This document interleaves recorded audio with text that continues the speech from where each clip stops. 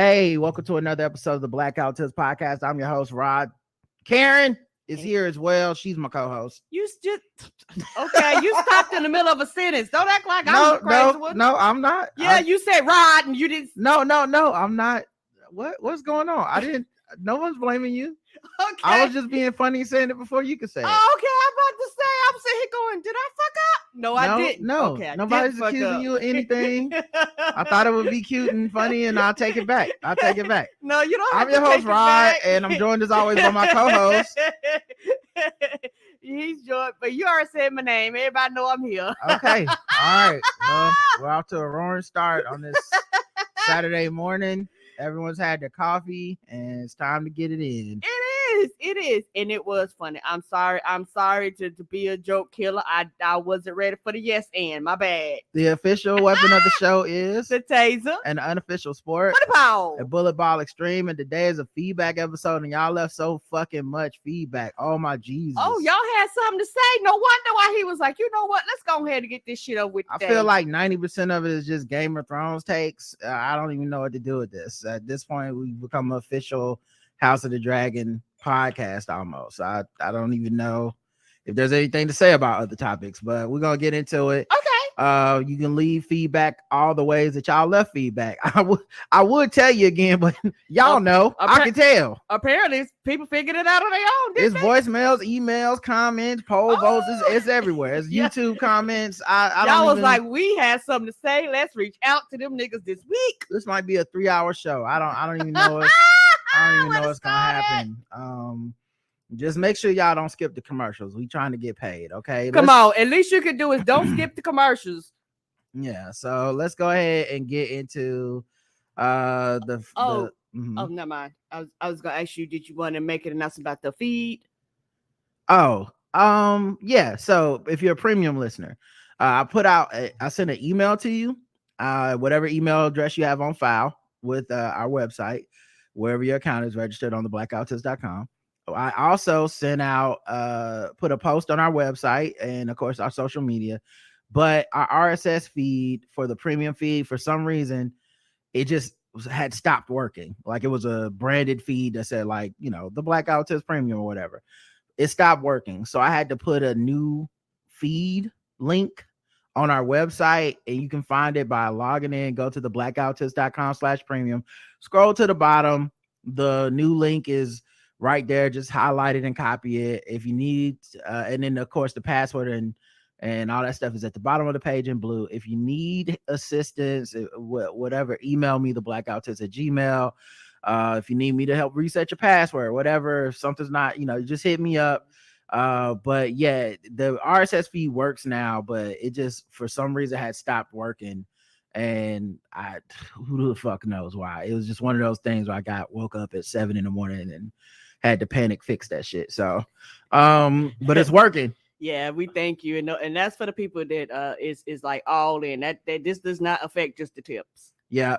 All right, y'all. So let's get into the donations. Y'all, some of y'all gave us money.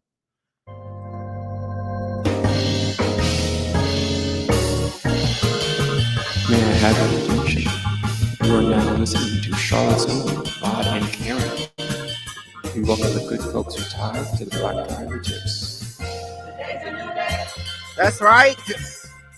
New day, and it's time for new opulence. Let's see who put these checks in our pocket today. Kevin W, thank you very much.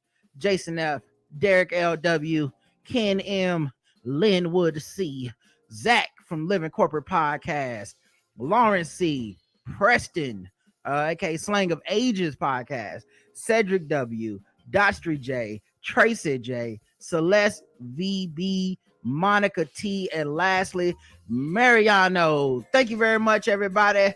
We appreciate the money, all that jingles, all that folds, because we spending it all on the gold. Come on. It don't matter to us. Woo. We old school. It all spins the same. We only got 1 5-star review this week, but you know what? I'll take it. Some people got none. Okay. Ain't that the truth? So we got I think it's only one. So this one I think I read last time, but I can't remember. So it says it's just a short one. The show is dope. Dope, I said, from Bav Motors 1. Thank you very much. We'll take it. And then we got a 5-star review for This Too Much.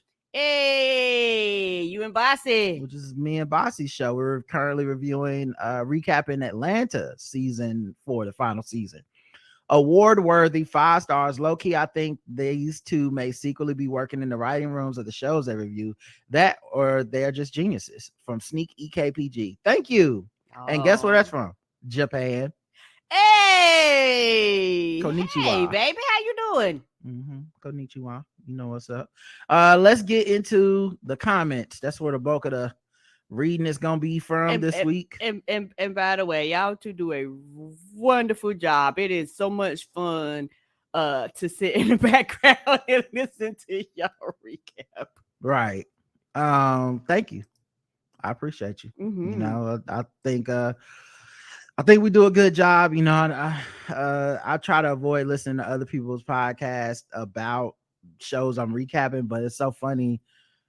Chris Lambert that called me to talk to me about another podcast that's doing an Atlanta recap and how frustrated it was to listen to it and stuff. Right. And I was like, yeah, I think they don't have a lot of nuance. Yeah, I think, you know, we may not had a biggest audience, but I think the people that fuck with our show is getting a very good product. They are. Episode 2610, White Sleeping. We got many comments. I want to say something like 13 comments. Ooh, child, what did we talk about? Y'all had a lot to say. This was not even the most comments we got for an episode this week. Shit now. Y'all showed up did. Y'all was like, let a pigeon carrier. We got to talk to them niggas this week. Right. By airplane. Come on. Appia says Celsius is the best and I can prove it. When does water freeze here? At 0 degrees Celsius. So under 0, you have serious winter. And in America, it's 32.5 or something stupid. Okay. Now look, you might not be racist, but you pushing it. Pushing it with this bullshit.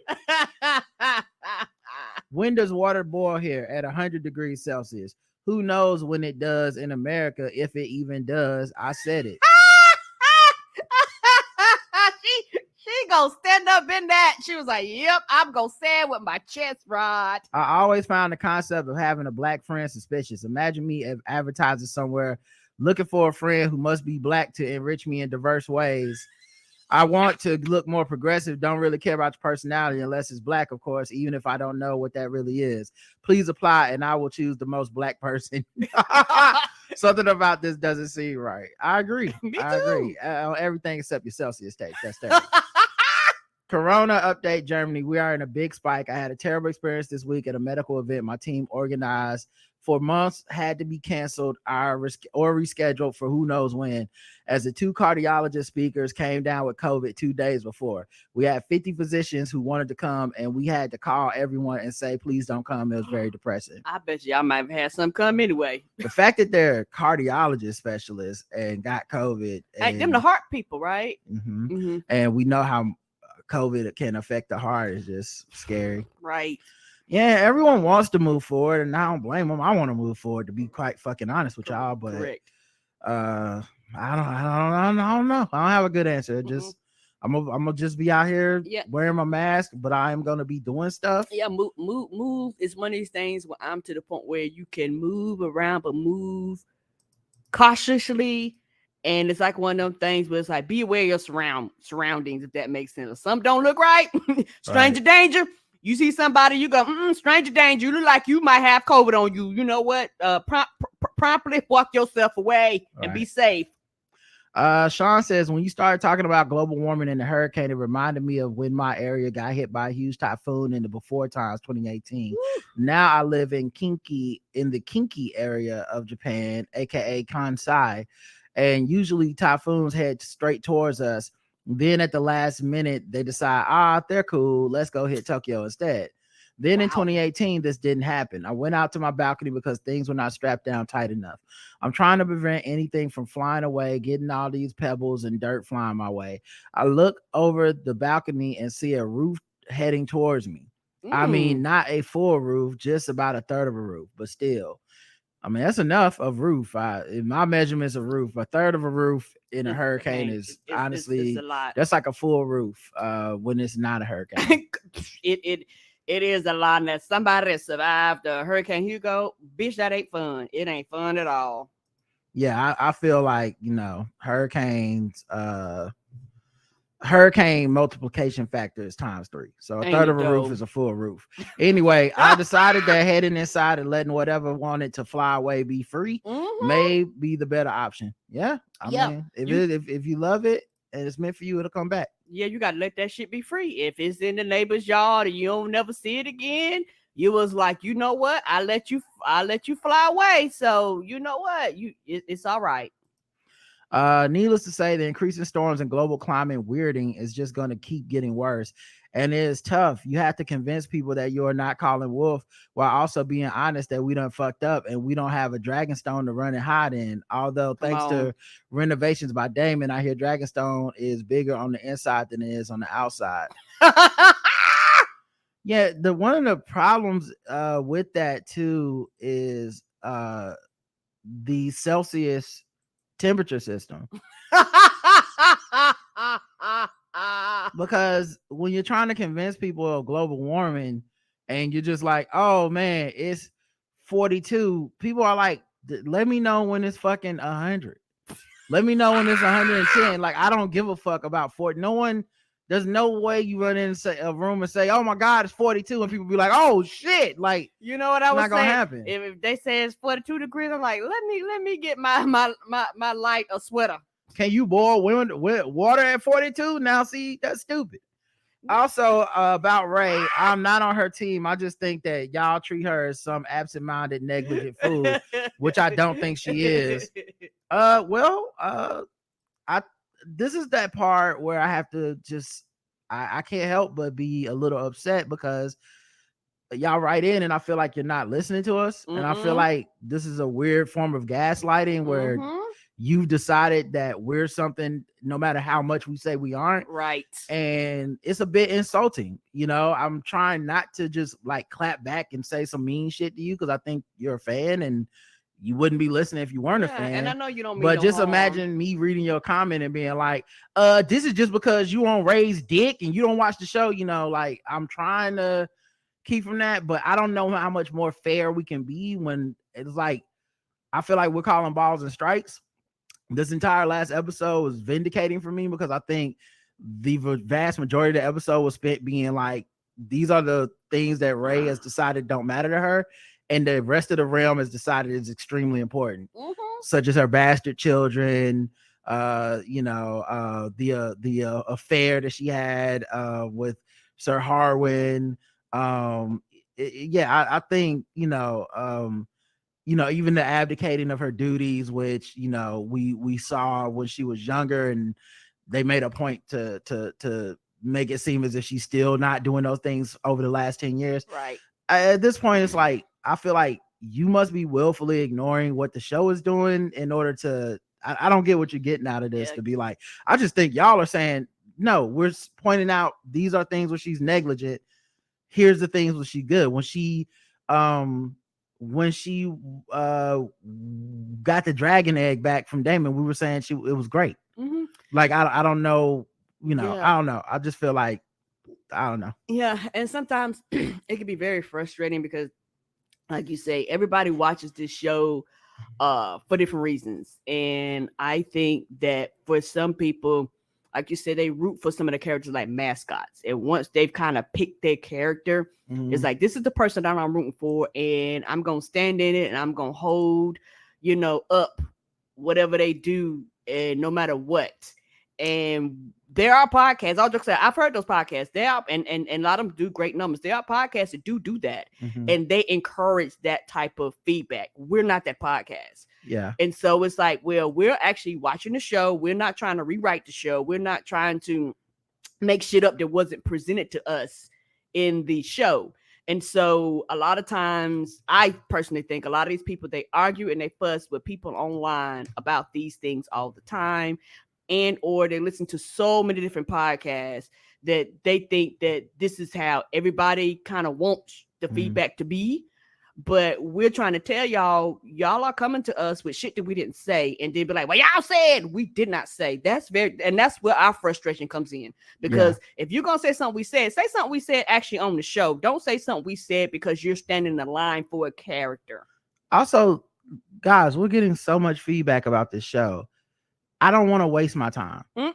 And it's like, if we've addressed something, I don't want to be addressing this shit every week with, no, I'm not backing down. This is, y'all hate Ray, but y'all want to admit that y'all hate her. I don't like any of the characters. I don't care about these white people winning power in that way. They are all just entertainment to me. It's a fake show. Correct. I honestly feel like a lot of people are only team Rhaenyra, literally because that's like the first person the camera wants to show you as the protagonist, and most people are gonna fall in line with, well, I'm rooting for Walter White. It's just, that's what it is. But I don't care who wins the throne. I just feel like I want to see the fun and the machinations, and it's a drag to have to hear somebody every week try to tell you like, this is why y'all being too hard on this character. It's like, what is being too hard? The show will do what the show does. It's not like we're affecting the outcome of the show. It's like, if we're going, yeah, she's moving sloppy and somehow she wins the throne, we'll be like, oh, and then this is how she got on the throne. Like, that's it. Anyway, I don't read the books and I don't even watch the previews, so I don't have any more information than you, just a slightly different interpretation. Looking forward to see what Allison's real messy bitch that lives for drama is going to do next, while Viserys lets the world fester in the anarchy and cause a peace. More importantly, I look forward to listening to your takes, even when I disagree. Anyway, cheers. Thanks for the informative and entertaining podcast as always. Yeah, that's cool. Like I said, I appreciate you. I know you're a fan. I try not to, my reflex is to be like, how many fucking times that, like, in my mind, to be honest. And this is the filtered version of, hey man, we're just not doing we don't think we're doing anything where we're caught being egregious towards this character. I don't get off on hating that character. And when she does shit and points out good things, I give credit. When she pointed out that the thing with the Blackwoods and the other people that were fighting in this, and when she pointed out the stepstones and how we left it undefended, I didn't go, dumb bitch, like what an idiot. It's like, yeah, that's cool. Those are great points. She also has a much bigger issue looming over her head with the secession right now. She does, and it's gonna be a problem. It's gonna be fun, because my thing is, y'all, and this is just my opinion, I like for the shit to be fun, and I'm not trying to be funny, and it's not calling nobody out. Some of y'all write in, I'm like, y'all making this shit not fun. You're not making it not enjoyable. For me, you're dragging the show down, and it's one of those things. But that's cool, and there are shows where they do that, but I like a fun light beat. We just here for the jokes. We here for a good time, and I understand the critiques and things like that. And you don't have to agree with us and shit like that. You don't. But at the same time, make it light and fun. And most people are. Don't get me wrong, but it's one of those things where people have to understand, when you're writing feedback to shows, a lot of times, and there's nothing wrong with this. A lot of times we hear the same thing over and over again. A lot of times you think you're the only one making these points, and a lot of times you're not. And so after a while, it does wear us down. And this is not, calling out or being angry or fussing, anything like that. I'm just pointing out the facts and how I personally feel about it. Sometimes this shit is draining. Next comment, Sean says, also Celsius is better than Fahrenheit, but either way, -40 is -40. -40 is the temperature at which both Celsius and Fahrenheit are the same temperature, and I recommend not running in the snow barefoot while wearing a tank top and shorts when that happens. Not that I've done that more than twice. Abia says, thanks for speaking out for the truth and for the fun. And very cool or even ice cold fact. I also prefer the way we tell time. No PM or AM is military time all the time. Well, that kind of got y'all in trouble because Germany ended up starting a couple wars because y'all so focused on the military time. Yeah, they don't know if it's day or night. Y'all, no, it's not. They don't know if it's day or night. I'm saying they're focused on the military time. So what do y'all do? Go get y'all military and get y'all guns, and next thing you know, y'all killing people. No thanks. Okay, military we like time. American time, Yeah, so that when military time we makes no fucking drone sense. strike people and kill people, we know exactly what time it is. I don't know what those 1700 hours. What's that? It's 2119 here now. Is that what y'all year in the year 2119? I don't know. It's very confusing, Appia. But obviously, I like American podcasts. There is no Der Schwarz die Tringeld gibt, which is obviously TVGWT translated into German, as far as I know. Sean says Japan uses a 24-hour clock as well, and it's nice. However, I had a Canadian friend show up at a 9:30 p.m. for a 19:30 flight, so it can cause some confusion if you aren't used to it. Also, Chipu Saro Kukujin, the Black Autist in Japanese, is a podcast here. And Appia says, I like your style, Sean. Well, why don't you just fucking marry him? I mean, you're so happy. Why don't y'all go have some Celsius babies? And I know you got a family, but now I think you should start an open international relationship between Germany and Japan. I just told Mr. Appia that the negative 40 degrees fact, we are both thankful for this knowledge. Sounds like something that might come up someday in some kind of trivia. Well, I think whenever y'all start y'all, polyamorous open marriage or whatever, y'all should be together. Himdale says, hey, y'all. First, let me say the best character in them dragons died by her own damn dragon fire. Lena has been the only character so far that's played the game, ran to Boston and tipped the fuck out, smoking a black and mild lit by that's right, dragon fire. Right. Tell me I'm wrong. Sorry you can't, because I don't listen to or subscribe to that fake ass news. Just call her motherfucking awesome. ABC section, not damn today. She will forever reside in the G section, only for gangster bitches. Come on, she went out like a boss. She was like, I told you I want to die. Dragon's death is like somebody goes, well, I want to be, buried with the guns and with the American flag. She was like, that's the only way to go, and she made that shit happen. Well, at least she's dead too, because then you can't hate on nothing she's about to do. Unlike the rest of the people, it's like I don't think anyone's good on Game of Thrones except for shit like where they kill a character off real, like Ned. Like you kill off Ned Stark 9 episodes in, and it's like, well, he'll forever be enshrined as a good person because he just didn't have a chance to do nothing fucked up. Meanwhile, you look at the flashbacks, like this nigga kept a secret about Jon Snow's true birth, and that shit led to a lot of bullshit, but still, it's like we will always look fondly at Ned, and I think Lena similarly will be looked at that way, even, and also because we did such a big time jump, we never really see how they got together, all that shit, and I bet you that was some mess, her and Damon. Next, how dare you fix your black mouse to pronounce the F ninja, pronounce the F to the glorious Team Lawrence in the conversation about these ghetto ass whites. Teams Rares the Dick or Team Alice Stank ain't nothing but some extra zesty haters ball in a chain link gated park. Cue the this bitch shaking the table meme in the 5 seconds of sword ratcheting this thing. Then cue the Steve Harvey, oh, you crazy meme. First of all, I'm not doing all these directions, okay, Himdale? They coming in with demands, hot takes. You're not gonna tell me I can't bring up Team Lawrence and then instruct me in which sound bites to play. we just missing Maury right now. Put some respect on Team Lawrence's name, but bow all the way down because we all know it's Team Kelly for the goddamn win. Yeah, Team Lawrence was the Lawrence Hive was a sad sack of people. They came in 7:30 hot. They gave a lot of Gamergate vibes to me, and I didn't like it. It was a lot.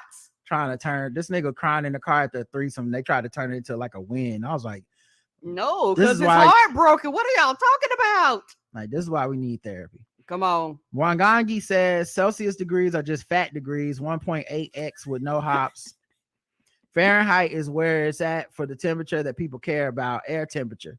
100 degrees outside sounds like an actual problem, whereas 38 degrees sounds like a warm ball drop in New Year's on New Year's in New York City. This is why y'all SI mofos can't get any traction on climate change. Y'all not speaking to the people. See, Wangangi, he on point today. I fuck with him.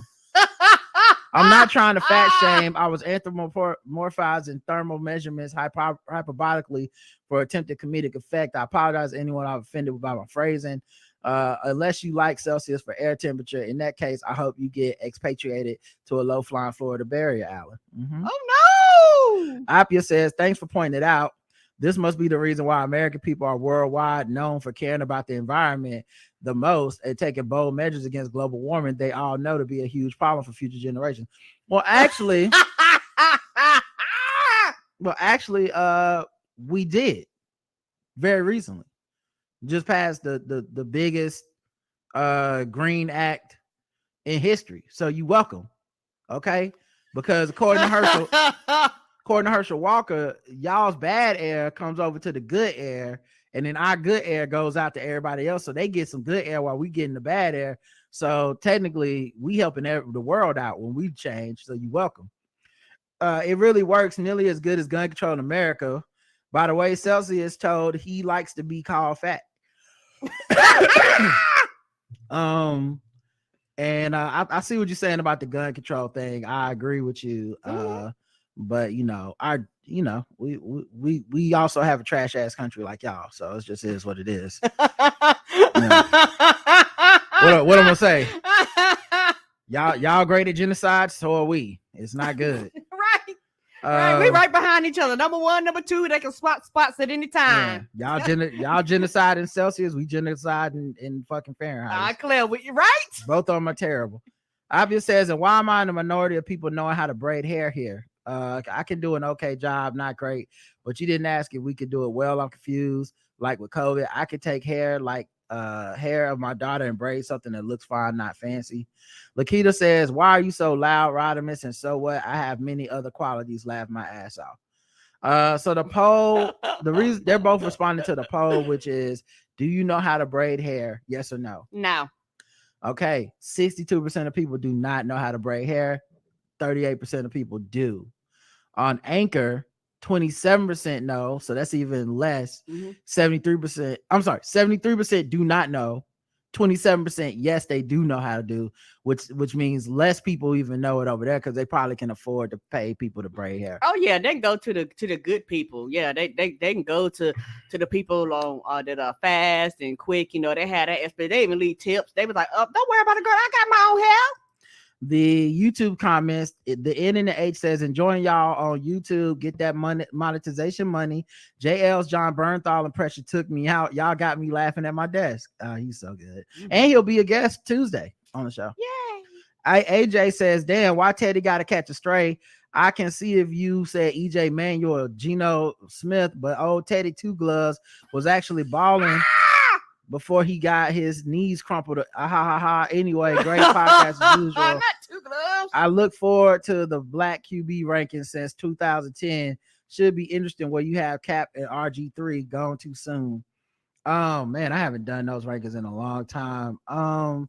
But look, man, I'm not a Teddy guy. I really think Teddy Bridgewater to me is the ultimate test of y'all who do the like I'm rooting for the black TM quarterback. Yep. Because to me, I feel like if Teddy Bridgewater was a white dude, all of us would be like, yeah, he's just okay. Like he's not great, he's not terrible. He played here, didn't he? For a little bit. Yeah. He's not great. He's not really terrible. He's definitely not a starting quarterback, and you can't build a franchise around him. No. I feel like that's how most of us will look at it.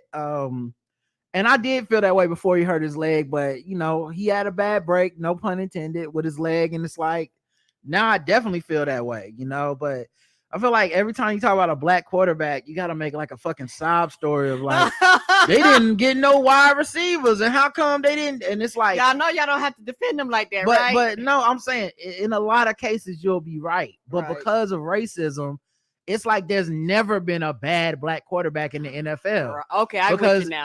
There's no black. Like I don't like Justin Fields' game. I think he's not that good. You know, I would say the jury's out on Trey Lance, but to be honest, every time I watched him, I didn't like it. But he just keeps getting hurt. But yeah, it's just like, yeah, some of these dudes don't move me. And then when I see somebody like Lamar Jackson, I'm like, that motherfucker's great. Like just, and you put anyone on his team, he gonna make them great. And then the other part of it. The other reason I try to stay out of the racialized black quarterback analysis is because then you have to do the equal and opposite reaction of hating on the white quarterbacks, right? That white people like, and that's not fun for me. Because I don't like looking stupid by being like, you know, so and so ain't even that good. Next thing you know, this nigga's in the Super Bowl, and I got to tell you why his Super Bowl ain't that nigga ball on Thursday. Yeah, I got to tell you why his Super Bowl ain't the same. I don't even like it in the NBA. The black people that hate Luka Doncic, I just feel like they wasting their time hating on Jokic, wasting your fucking time. I just like good sports, and then the race shit. Yeah, the racial analysis is more about how people view it, not how they play. Right, and it's also one of those things like Luka. Luka is a good basketball player, but you know, because of quote unquote racism, nigga like Luka ain't that good. But Luka be out here busting ass. What the fuck you talking about? Yep. Rest in peace, Coolio was a comment on Spotify. Iman says, "Tell me why we are so blind to see that the ones we hurt are you and me." Jane says, "Have a heavenly, fantastic voyage, Coolio. Rest in peace." Aww. Raphael says, "It would be really weird to be in the gangster's paradise of only full of unvaccinated people." Rest in peace, Coolio. I'll see you when you get there. I'll leave a voicemail PSA for Appia John Bernthal. All right. The next episode is episode 2611, The Blacklisted. We had 5 comments on this one. Let's see. Appia says, "Oh, Rod is exactly at my work stuff now. Heart failure. That's what I'm really an expert on is my main subject for the last 6 years.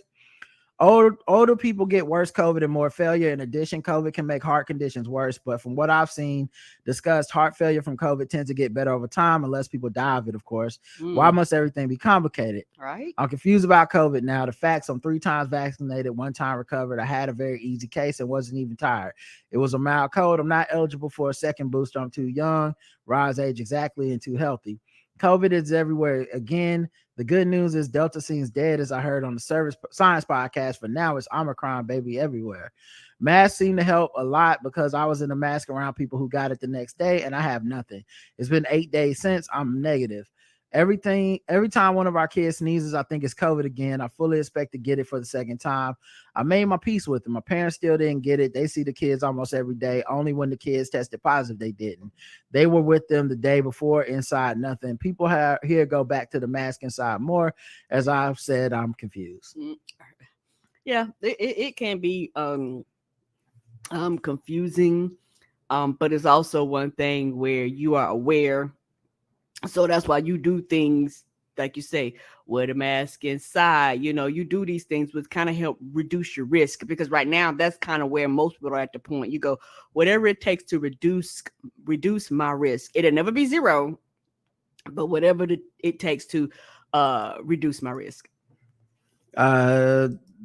Hey, Logan Amon, hey Karen, pandemic related anxiety is so very real.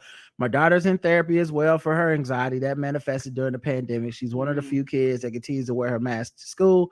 My little cousin, who is 1 year older than my daughter, still doesn't give out hugs, and she used to love hugging me. When she sees me now, she runs up to me and gives me a loving elbow bump. And I don't blame her, because folks are still out here getting it. All it takes is one time for your guard to be down to get sick. My husband got COVID for the second time over the summer. We're pretty sure he contracted it while at a family cookout. He was so excited to see his family. He wasn't masked like the 2 of us, and was hugging on everyone. He usually is more careful, but I was sympathetic because he hadn't seen his folks in a long time. He quarantined away from us, and we didn't get sick, which I'm grateful for. So I thank y'all for continuing your coverage for COVID-related news. Flu season is right around the corner. Apparently, you can get both at the same time. People are really lax out here. So I totally feel for you. Love, Amon. Thanks, Amon. Oh, no. I didn't realize they can tag team you once again. Back out on these streets, like play around if you want to. And it's one of those things where my heart goes out, you know, particularly like you said, with people who haven't seen people in a very long time. You know, you're like, oh, I ain't seen you a long time, and you just drop your guards down. It's just one of those things where everybody takes the risk, and it's one of those things where how much of a risk are you willing to take? And that's very understandable. But thank you. Yeah, it's one of those things where I'm going through the therapy, you know, process and stuff like that. And the goal is, you know, to address these things and to talk to them, you know, about these things and to see where it leads me.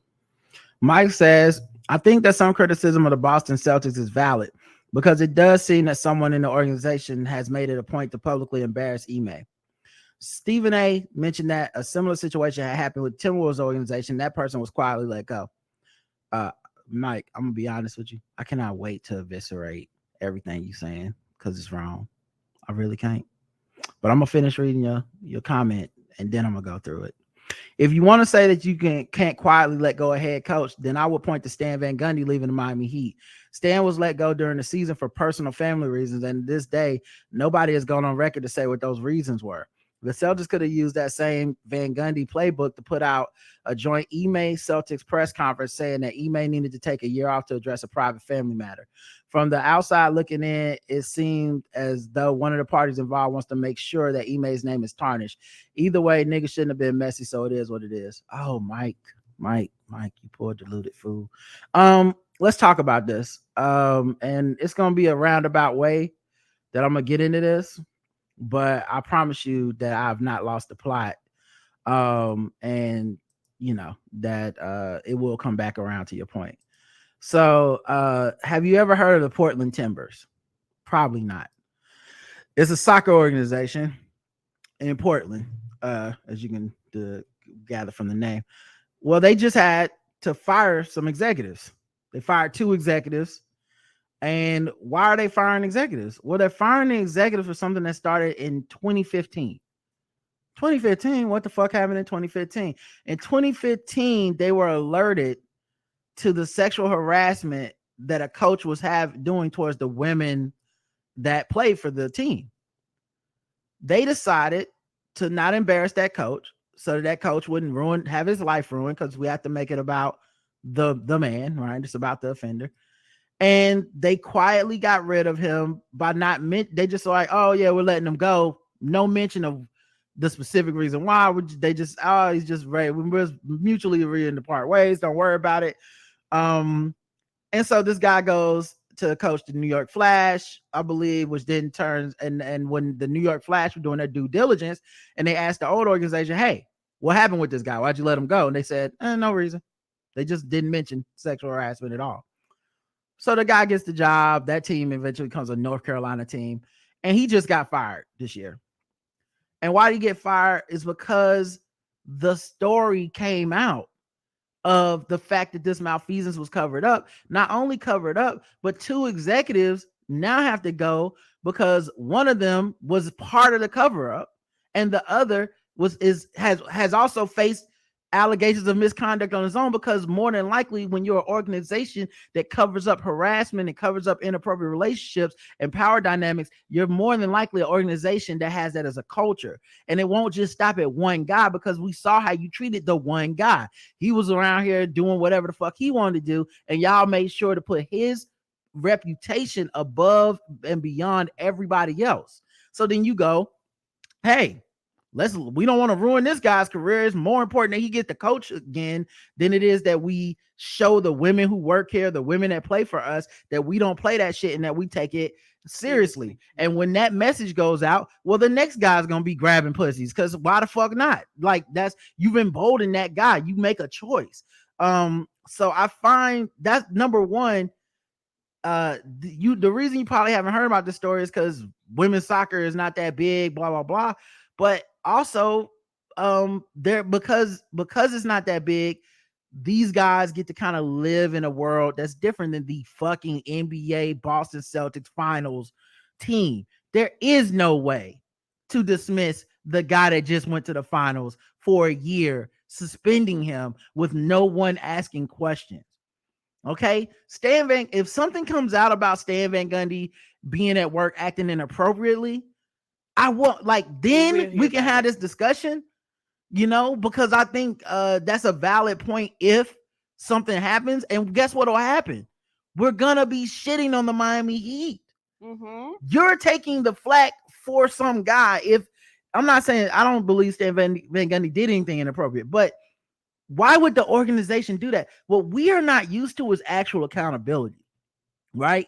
We don't like the way it looks. It's the reason that when I started talking about this topic on the show, I said, to me, this is just the Me Too movement is over, kind of. This is the nail in the coffin of we just want to go back to just before when women were expected to be harassed at work or whatever, and they just need to shut the fuck up about it, and don't ruin this man's career, because that's more important than your woman career being ruined by a dude harassing you via text or whatever, like that, like whatever sexual shit, whatever retaliation happens to you because you decline someone's advances or you decide to go to HR. That's just part of you being a woman at work. You should pay for that, but that man should be able to go on and do whatever the fuck he wants to do for the rest of his life, because we need to protect him at all costs. And the fact that we default to that says to me, people were faking it during the whole Me Too era, and now they can go back to how they really feel, which is, when I like somebody, I hope y'all would not bring this shit up. So that's the main point. The other part of it that I find to be ridiculous to me is, why would the Boston Celtics want to embarrass their coach? Yeah, that's the argument I don't understand. Made any, like, it's literally like, and this is one, maybe it's back to the black quarterback thing.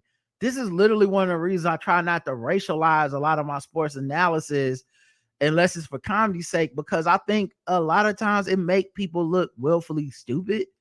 I'm not calling you stupid, but I think it makes people look stupid because we start making the argument from a point of, like, Emmett Till and protect this black man at all costs, way before we start doing the, like, oh yeah, that's right, I wouldn't be okay with this if it was anybody that wasn't a black man. And I'm not saying you said race, but that's what a lot of it is giving. That's what happened with the Celtics. That's what happened as soon as this was mentioned, like the Celtics trying to embarrass this man. And I feel like you willfully getting played or unwillfully getting played by a dude that's like, let me get to the press first. The only thing I'm gonna say is it was consensual, and that makes everything look like an overreaction. And then we're supposed to go, yep, man, I don't know what the problem is. You should, as long as it's consensual, you should be able to do whatever the fuck you want to at work. And it worked on y'all, Right. And also, one of the things when people say that argument, I'm like, well, y'all are ignoring the fact that companies have rules. Right. Y'all can't fuck people. Some companies do, not all, but some companies. And if y'all are in a relationship, y'all have to let us know. Some companies have that. They're like, okay, you want to fuck each other? Cool. But you have to let us know, just in case we need to move or shift somebody around or some shit like that. Let us know. You didn't let nobody know. So it is a problem. And it's a problem that has to be addressed. On a deeper level, too, this is something I thought about this summer when I was listening to this podcast that was talking about sex and the relationships in the modern era.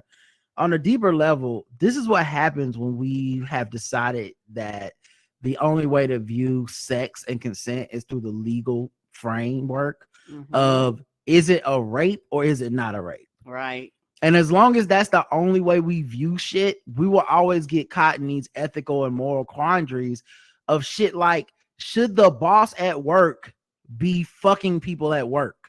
That we really can never truly separate the power dynamic. What happens when you have an argument with somebody in a romantic relationship and they're your boss? Right. What happens when you're having an affair with somebody and they're your boss? What happens when you go to HR to say, cut this off, and then your boss is the one texting you like, bitch, it's over when I say it's over, whatever the fuck is being said? Like, what does that mean? It's not illegal, but it's also not simply a romantic tryst anymore. It is now a work-related issue with power dynamics and careers and professionality and legal shit going on. So yeah, I think you have to make a lot of excuses to act like this is no big deal. And it's because in my opinion, I think what is more likely to happen, and we'll see, but it is because things have been so nebulous and undefined, probably in order to protect the identity and integrity of the organization and the person that is, on the other side of this. But it is because we don't know the details that Ime is getting a lot of slack from a certain group of people that want him to get slack. And low key, the Celtics are being lambasted by a lot of people who don't want to say the truth, which is they don't want to see Ime even get suspended, to be honest. Yeah, they don't want to see. They don't want anything to happen to him. But I think the Celtics are gonna catch it the other way as more shit drops. Because I think, at least to me, my guess, okay, this is not facts, this is a guess. My guess is the Celtics selfishly would like to keep the best head coach they've had in a long time that just took them to the finals. And they probably said, this should get you fired. What we're going to do is try to wait a year, hope the heat dies down, hope they keep that and same bring energy. you, and hope that not too much of this story leaks, and bring you right back. That's my guess, is what they're trying to do. And I think when people truly see that for what it is, then it'll be time to be like, yo, the Celtics ain't shit for that. They weren't really standing up for this woman as much as they were standing up selfishly for themselves to hope they can get that coach back. And also, maybe this just me, and you know, we do on Balls Deep Sports, me and you and just was talking about it. What came out, we know what happens when teams leak shit. It don't sound like that. You know what happened when teams leak shit? They would have talked about his character as a coach. Yep. They would have been like, the players don't like him. They'd have been like, he's hard to get along with. He's lazy. They'd have been like, he don't get along with executives. Yeah. They'd have been like, we have meetings. Like I don't know if people pay attention to what happens, because what happened to James Harden once he left Houston? All of a sudden, everything came out about his work ethic. All these negative things came out when KD left. Like when certain players leave, all of a sudden, that's what leaks out. That's when you can tell it. And I'm trying to find it. The team or somebody associated with the team leaked the shit out. The shit that came out did not come from the Boston Celtics, because it would not behoove them to take down this man. It would be different if he was leaving and they had a falling out. They would have, and then shit would have leaked out. Those are the things that you would have heard. This did not come from them. And my thing is, the quote unquote source, nobody ever said who the source was or where it came from. And the thing is, the way it was worded, it makes him look good. Why would the team do something like that? That doesn't make sense. Right. Like, that's not embarrassing. Right. Even the press conference wasn't embarrassing for him. Like, what y'all really are saying is the suspension is embarrassing. Correct. And the fact that we know why is embarrassing. But the fact that we know why literally could be is literally what people said they wanted 4 years ago. But people don't want that. And then, the last thing I'll say is the Timberwolves executive, it was not some small story in that he was quietly let go. It was immediately put out there in a statement. It was because of inappropriate relationships. Once again, it's the conflation, and I don't know if you're purposely being misleading or you just did not know, but it's the fact that it was quiet was only because everyone accepted that it was okay for them to let him go. This is not quiet because it is Ime Udoka dating Nia Long, well liked in the press and the media, and black people going up for him. But that Rosas guy from the Minnesota Timberwolves, he's not famous. Black people don't go up for him like that. He's a GM, not a coach, so it's not a front-facing thing. Or he's a executive, not a coach. He's not a front-facing job. So, yeah, I think there's a lot of willfully ignoring the context. But, yeah, I don't want to see 7 years from now the Celtics getting fired and then us discovering that they covered something up for Ime so he wouldn't be embarrassed, quote unquote. And then you find out, oh, there's a toxic culture. There's a toxic workplace here. The same way the Dallas Mavericks got exposed. It's not worth it. Yeah, and also I think for me is one of these things where we do agree what he said, like the person who wrote in, what he did was stupid, but at the same time, it's one of the things where, like Roger said, for accountability, the owner that had to sell his team for the NBA, everybody wanted this transparency, everybody wanted accountability. Then when people get it, if they like them, quote unquote, or if they look like them, people, flop and find excuses to validate why this transparency is a problem. Do you want transparency or not? Like, I'm not trying to fun. Like, do you want them to be upfront with you or not? Because either way, they get the short end of the stick. I'll take it one step further. If it was race, we wouldn't be having this discussion. 0 people would be writing in to say, how come I just feel like they embarrassing the Right. owner of the Suns. I mean, he made these mistakes years ago, and it was handled in HR. I just don't get why couldn't they handle it quietly the way they did with the owner of the Washington football team. They couldn't do, it's that type of thing where it's like we would never be making those arguments. We'd be like, more transparency, please. And why did you even try to cover this up? This motherfucker needs to go. He's racist. None of us were making the privacy arguments for John Gruden. No. When Stephen A said that shit, y'all were all like, Stephen A is a fucking coon. What's wrong with him? But now Stephen A is the guy we want to go, well, he made a good point. Nah, fuck out of here. Evie says, I honestly think Boosie is more upset over the Dahmer movie because the victims who were mostly gay are portrayed with humanity. I doubt he would actually give a damn otherwise. Yeah, I don't even think he watched that shit. Agreed. He was just talking because it was trending. I agree with you. It was actually a very good series, and I liked it because it gave the victims more of a voice, and I learned stuff about the case I didn't know beforehand, particularly about the incompetence and the neglect of the police department.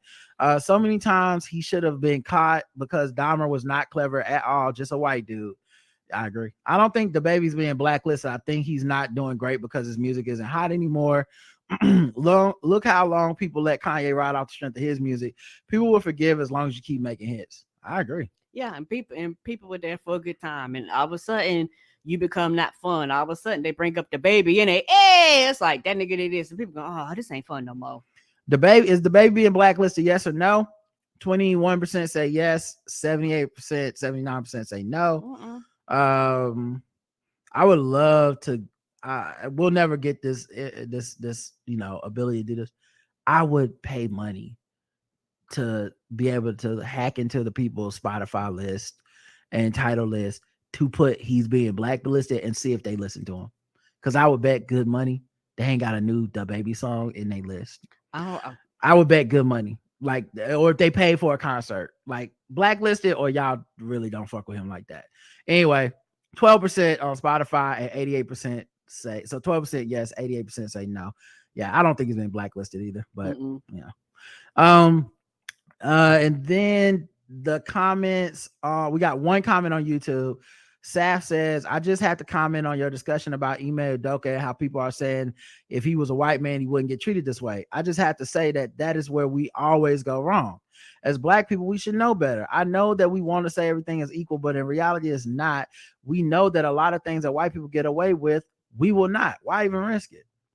Yeah, not just that. I mean, I agree with you, but not just that. I don't understand how people can make that argument in cases where we think white men are wrong. Right. I just don't get wrong and you wrong too. What's the difference? I just don't, I just don't get it, and I don't want to get it. I just think it's such a bad precedent to set. The same thing happened with the people that, and it's always the worst shit. Like, Bill Cosby rapes 70 women or some shit, and then all of a sudden people are like, well, Harvey Weinstein, it's like, one, Harvey Weinstein is in jail. Bill Cosby is not. Correct. But they made that point up until the second Harvey Weinstein went to jail. They just moved. It's like, if he gets the rape with impunity, it's like, well, he didn't. But more importantly, I don't want the most prolific rapist to be a blind eye turned towards him because he happens to be a famous Black dude. Right. That is not the access or the equality that I want. And honestly, it goes beyond just Black men.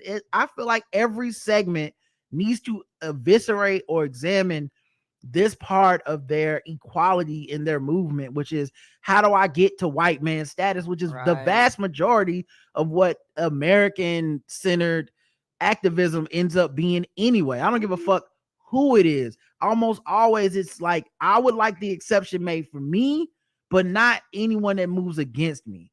And I just find that to be, it's human, but it's so fucking tiring when you get to that point with everybody. It's like, no matter what the group is, they always reach a point where they're like, well, white men do it. And you're like, so that's all your activism came back down to is, we need equality. We need this, we need that until we fuck up. And then we would like to be treated as white men, the enemy that you claim to have. That's crazy to me. Right. And then a lot of times they turn around and use the same tactics that's been used against them to oppress other people, and sometimes other people within their own group. It's crazy. I don't like that shit. Anyway, And I think that's everything. The comment, yes. Whatever side Boosie is on, probably the wrong side. That was a comment. Agreed. BGRS says, anytime I agree with Boosie, I'm gonna reevaluate my life choices. Broken clock is right twice a day, but that clock is still freaking broke.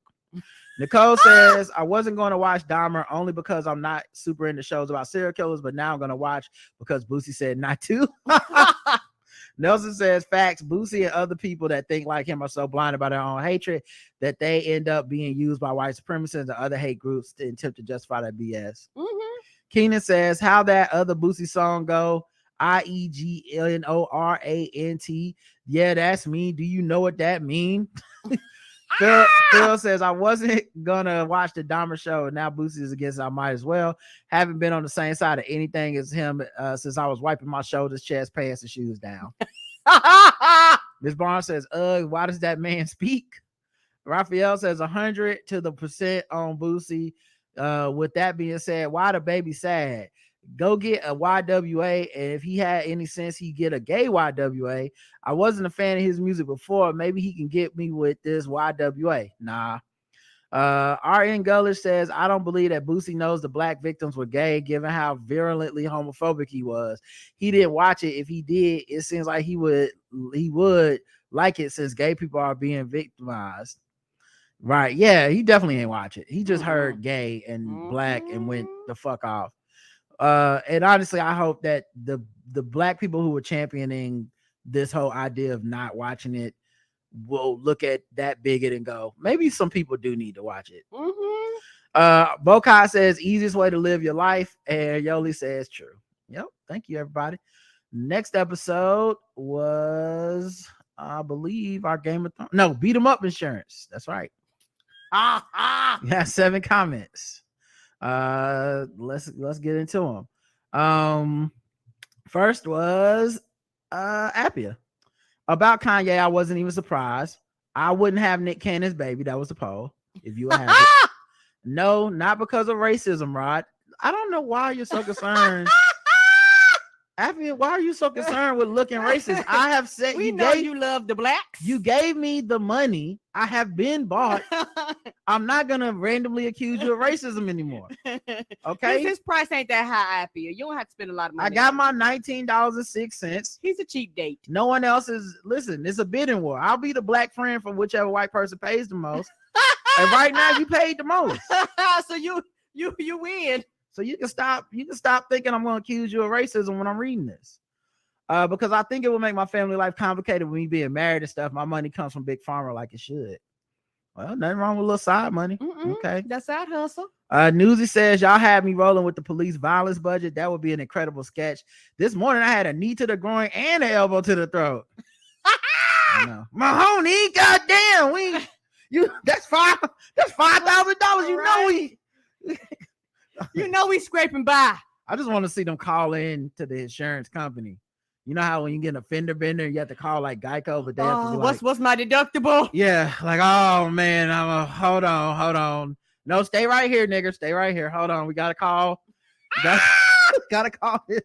We have to call live. Like, gotta call to beat 'em up insurance. Hold on. Ring. Hey, I got into a little bit of a nigger bender here, and he was getting a little mouthy. I think I took out a couple teeth. I'm sending you the pictures. Right now. I got to see you the evidence. Yep. They're gonna need your insurance information. Yeah, they need your insurance. Oh, Benjamin Crump. God damn. Well, not this shit again. Actually, it'd be like Benjamin Crump. Oh, cool. We ain't got to pay this one.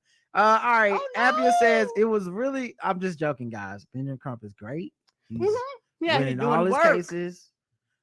He's probably getting all kinds of money for black people. I didn't watch the documentary on Netflix. These are just assumptions I'm making because I don't want you black people to write me. Okay. I think the joke about him losing is funnier than whatever the truth is. Appia says it was really a great premise for a sketch. And of course, I thought, why would they waste all that nice money on violence instead of new computers or something just to remember hate? It will cost you. Exactly.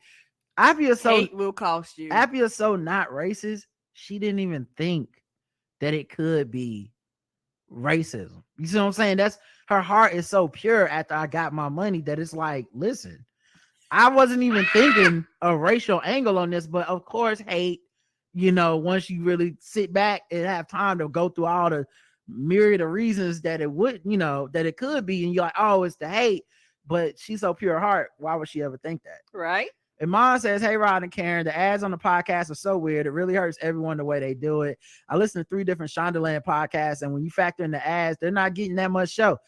Yo, in the meeting I was in, they were like recommending like 2 ads. Like they were saying the most you could do, right? Basically like 2 ads every 10 minutes of content. And I was thinking to myself, that's crazy, but we do long form podcasts. So of course that sounds crazy to us. Right. But a lot of these people do short form podcasts. So you literally getting 6, 7, 8 ads in 30 minutes. You are. That's a lot of ads. And sometimes I feel bad putting in 3 ads in an hour and a half, 2-hour show. I'm like, oh man, I hope people don't get too upset about this. We like today with this feedback show, we don't have a lot of segments. So I'm gonna have to go in, find pauses, find changes of subject. It's gonna feel weird. There's not gonna be a perfect place to put the ads in. I may have to shove 3 ads into one small segment or something. Yeah, put them but back to back. The point being, I would feel bad about that. These motherfuckers are just ads. It's just like, hey guys, coming up, we're gonna talk about this, but first some ads. Right. Anyway, we're back. Guess what? Ads. I've heard shows like that before. I've heard like you said, 35, 45-minute shows. And by the time you narrow it down, it's like a 20-minute show, a 25-minute show, because, they've chunked it full of ads. And sometimes it'd be like 2 and 3 back to back. Okay, that's one break. Come back, 2 or 3 back to back. That's another break. So yeah, it could be a lot sometimes. Yeah, it's a lot. Well, back to this. It's a bit frustrating, mainly because often it's the same 3 ads 3 times each episode. Yes, sir. Shows like yours and Kev on Stage and that chick Angel do a great job of at least making the ads fun/funny. You don't feel the need to skip through them. Yeah, I mean, host rate ads are just technically better ads. Unfortunately, like with Spotify and Anchor, we can't host read some of these ads. So some of the ads are gonna be placed, and I think they'll be rolling out to more platforms than just Spotify soon. So and you'll hear just like like an ad tailored to you, like your local area. Sometimes you hear by such from Charlotte, North Carolina. Yeah, I don't know how it's gonna work on the Apple Podcast. How they can. Right.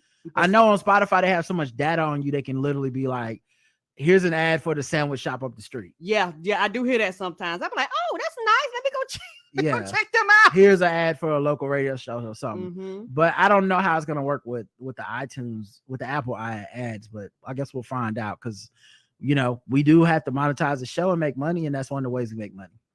Per the poll, hells no, and apparently he can't be paying them that much, because didn't one of his baby mamas just get shaded for trying to start a GoFundMe or something like that? Love of mine. I don't know if that happened, but that does seem interesting. If Nick Cannon's baby mama had to start a GoFundMe, that's super wild. And then it really does make me wonder what's going on there, because I thought the hidden, unseen, unspoken agreement must be some money. One thought, what if that's the way she found out she the one baby mama that didn't get a check? Oh no. That's how you find out. You start calling the other parents and they be like, no girl, my check cleared on the 15th.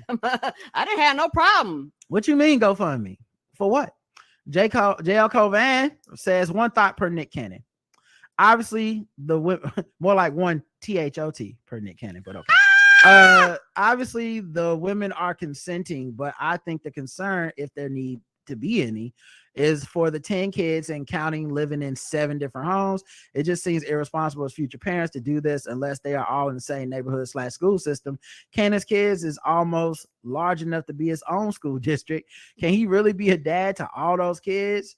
At least some of the moms seem to be lacking this perspective, unless Cannon is just a porn version of a sperm donor.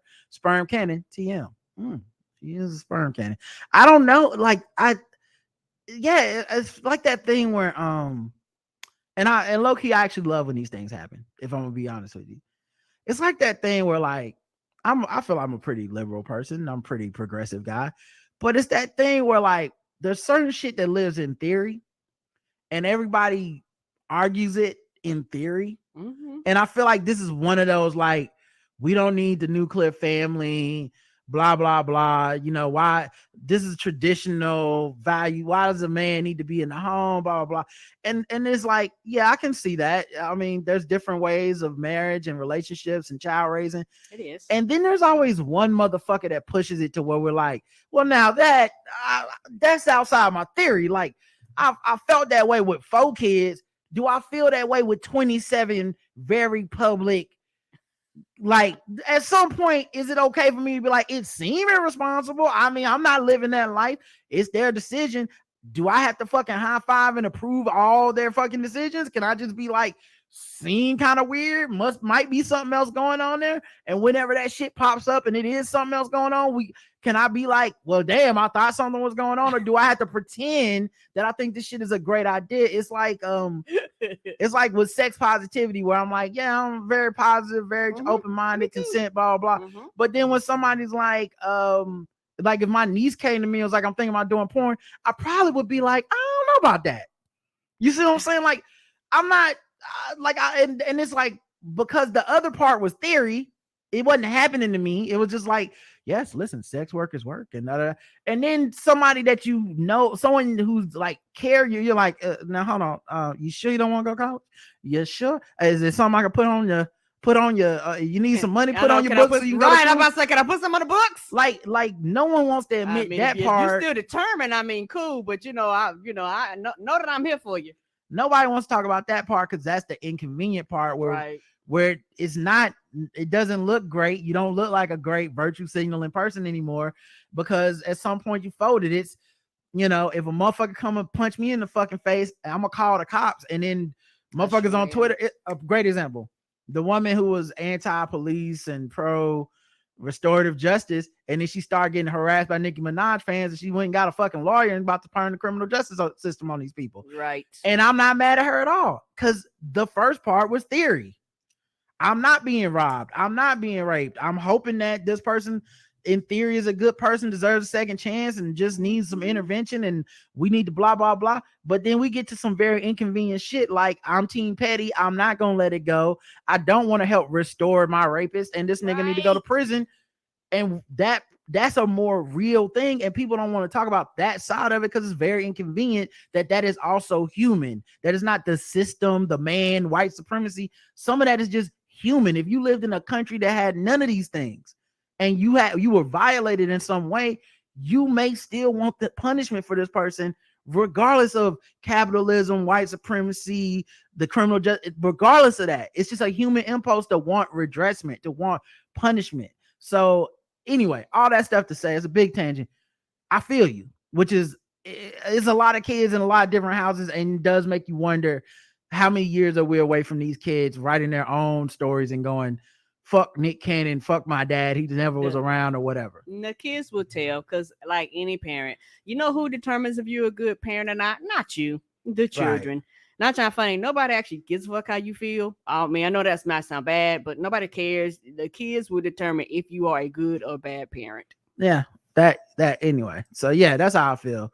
Lakita says securing the bag is always an important goal, but no, not him. I have limits, so she would not take the money from Nick Cannon. Evie says, I think Nick has a genuine problem creating these babies that he can't be a full-time father to. No way can he properly give his time to all those children, no matter how much money he has, and it looks like he has more on the way. I think it's more something psychological.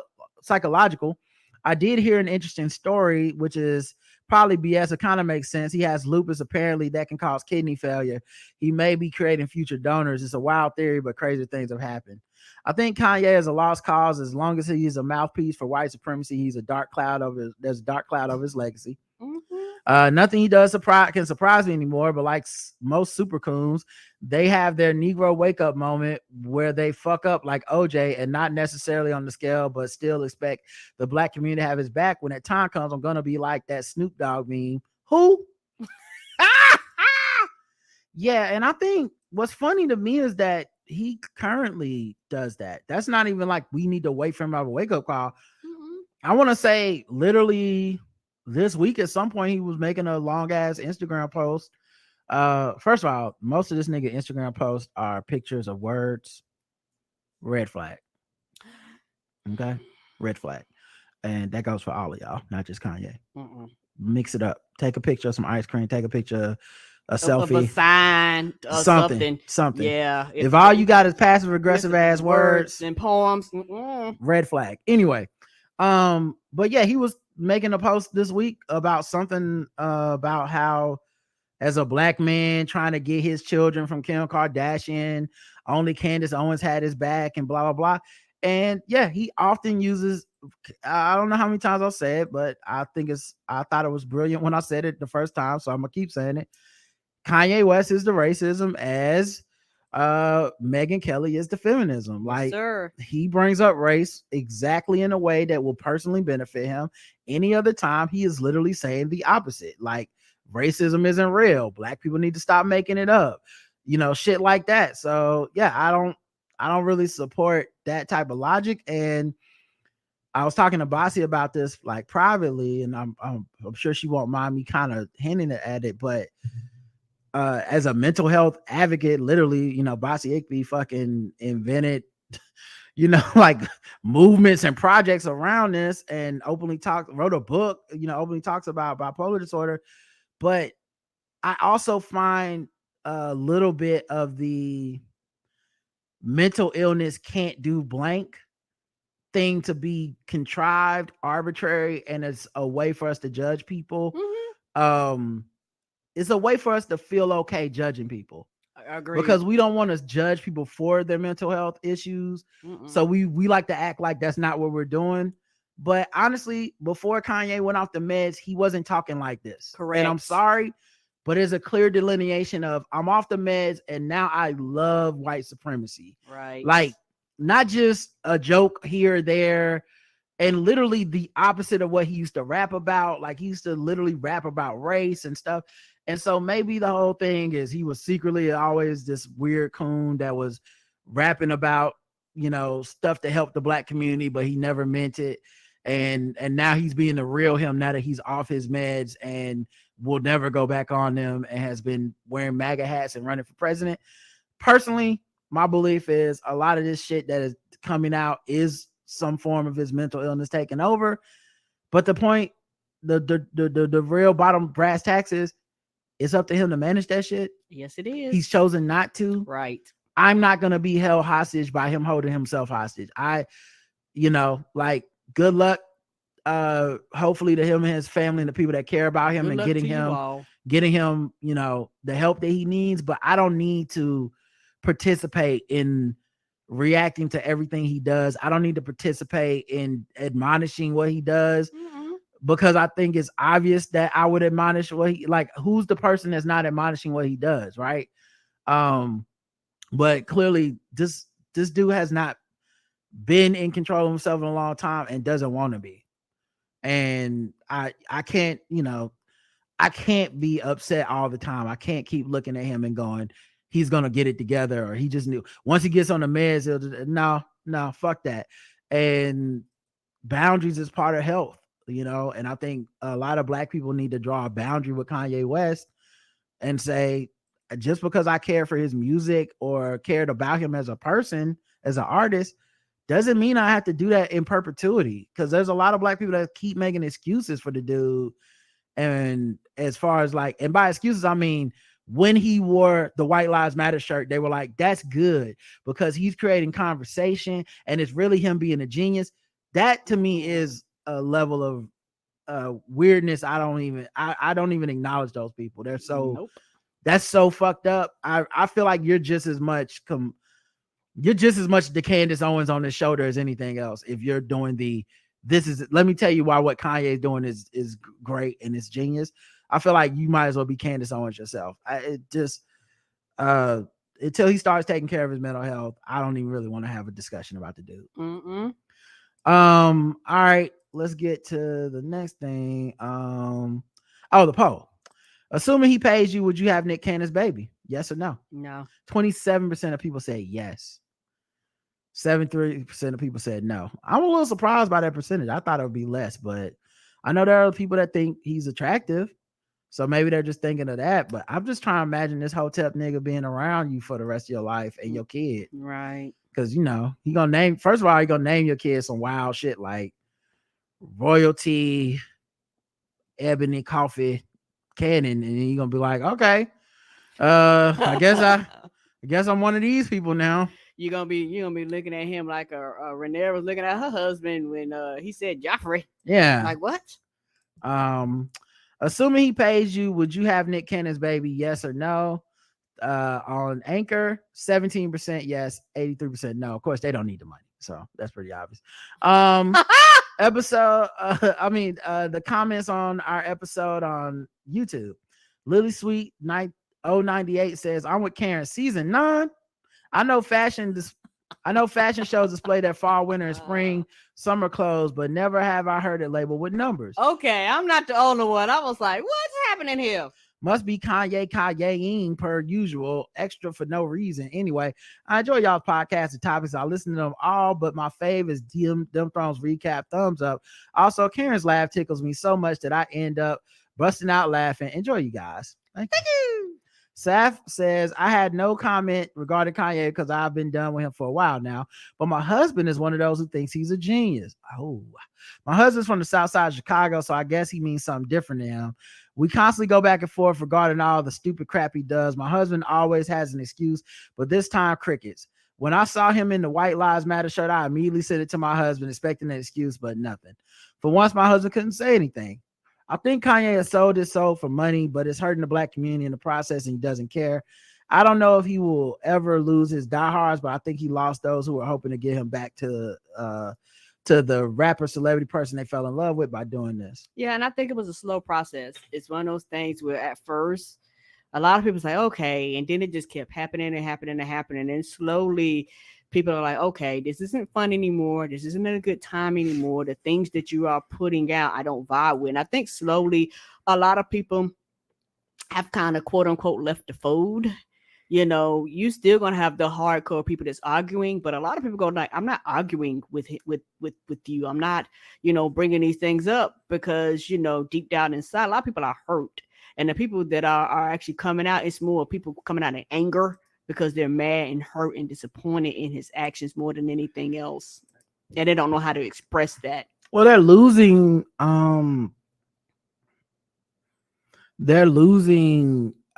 part of their life that was Kanye's music. Mm-hmm. A lot of his story was bought by people rooting for him, and a lot of people felt empathy with him losing his mom. Mm-hmm. A lot of people felt empathy with the car accident. I think he means something, and I've always said people are more hurt by Kanye than they are mad at Kanye. Right. And most people won't admit that, but I can tell from the way we talk about him. Right. You're angry because he hurt you, not angry. Like there's other people that are considered coons that we don't talk about or care about this much. Right. None of us follows Candace Owens' day-to-day life. Mm-hmm. We don't give a fuck. Nope. Candace Owens was right next to him, and none of us have been spending days wondering if she's a genius or how can we get her back into the community. And and of course his shit is complicated by having mental illness that he completely goes, I'm not gonna do anything about. So yeah, I think people are hurt, and those people, especially those who have parasocial relationships with celebrities. Correct. I think a lot of them don't want to admit that that's what it is, but when I hear them talk about it, how frustrated they are, mm-hmm. how angry they are, how conflicted they are, what I hear is anger being sadness that has no other way to be released, and so it comes out as pure anger, and I never liked them, and fuck that nigga, and all this shit, and a lot of that is really just he hurt me. I was rooting for this guy, and it turned out that he's, that he's in this sunken place and it's never coming back. Not unless he chooses to. The poll was, the Q&A on Spotify was, I guess Tamara won. Yep, because Tia got divorced. Good job with your Vanilla King. He owns a winery and keeps a job. Not problematic, says Kimmy. He wrote for didn't he work for Fox News, Kimmy? Think he did. Might need to update the old LinkedIn on him.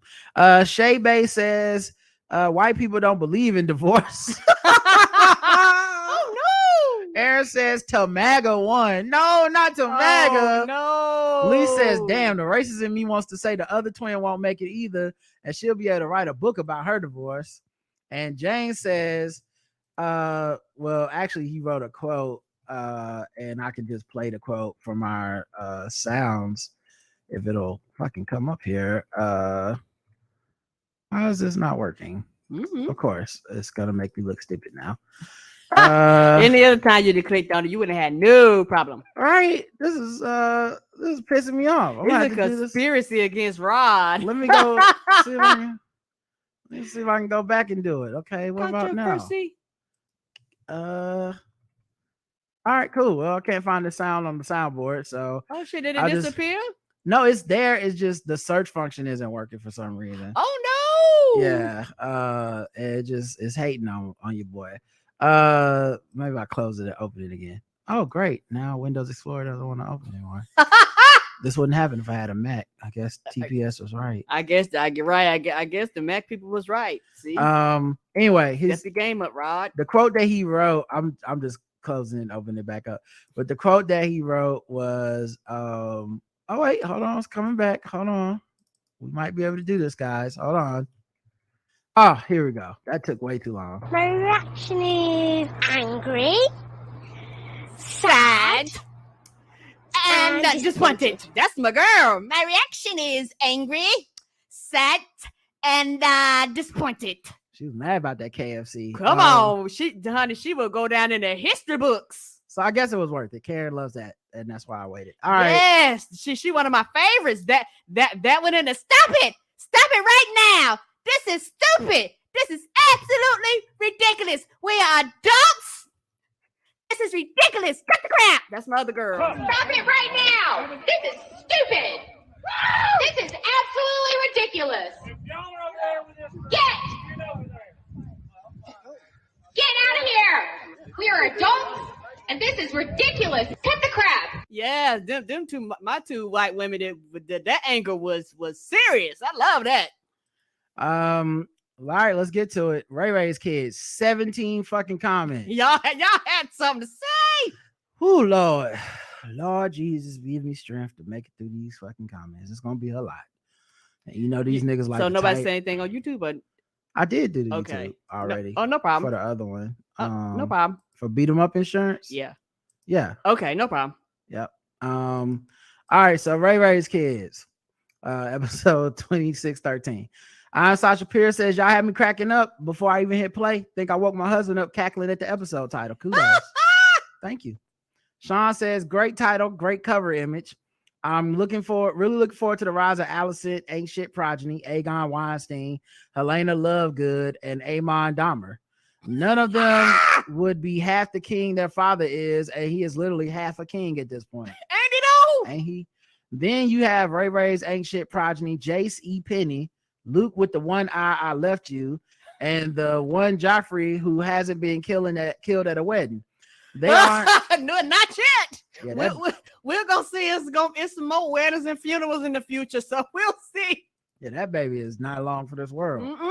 They aren't as ancient as Allison's kids, but they should definitely get someone to train them in combat because Cole definitely hasn't been helping them for some reason, which the king says we are not allowed to talk about. Right. We are not allowed to talk about. Kristen Cole ain't teaching them wax on, wax off. Come on. Finally, we have Lena pours out 1 out 2. Bayla, the nose puncher, and Raina, the egg roaster. Well, they are the only 2 I wouldn't mind seeing on the throne at this point. Yeah, I think a lot of that's because we don't spend as much time. But yeah, what they've shown us of those. See, that's the thing about this show. Whenever they show somebody that's really like good and noble and something happens, I have no reason not to like them, I get scared for that character because I'm like, they gonna die. Yeah, they gonna die or something gonna happen. They gonna turn. Yeah, because Bayla and Raina too good right now. It's obvious we need to be rooting for them. They're never gonna let us. That's never gonna happen on a show like this. Mm-hmm. So one of these motherfuckers, if not both of them, are dead. You know. Yeah, they said live long enough to be the villain. That's what Game of Thrones motto is. We like Laenor. We like Lena. Look at them now, dead. Mm-hmm. Your breakdown on the aftermath of the fight was amazing. You caught the nuance so well. This is why y'all are my second favorite television recap podcast. My favorite is This Too Much. Perhaps you heard of it. Thanks, Sean. We're number two. I just appreciate you not writing in and accusing us of hating Ray again. Like, that was getting tired.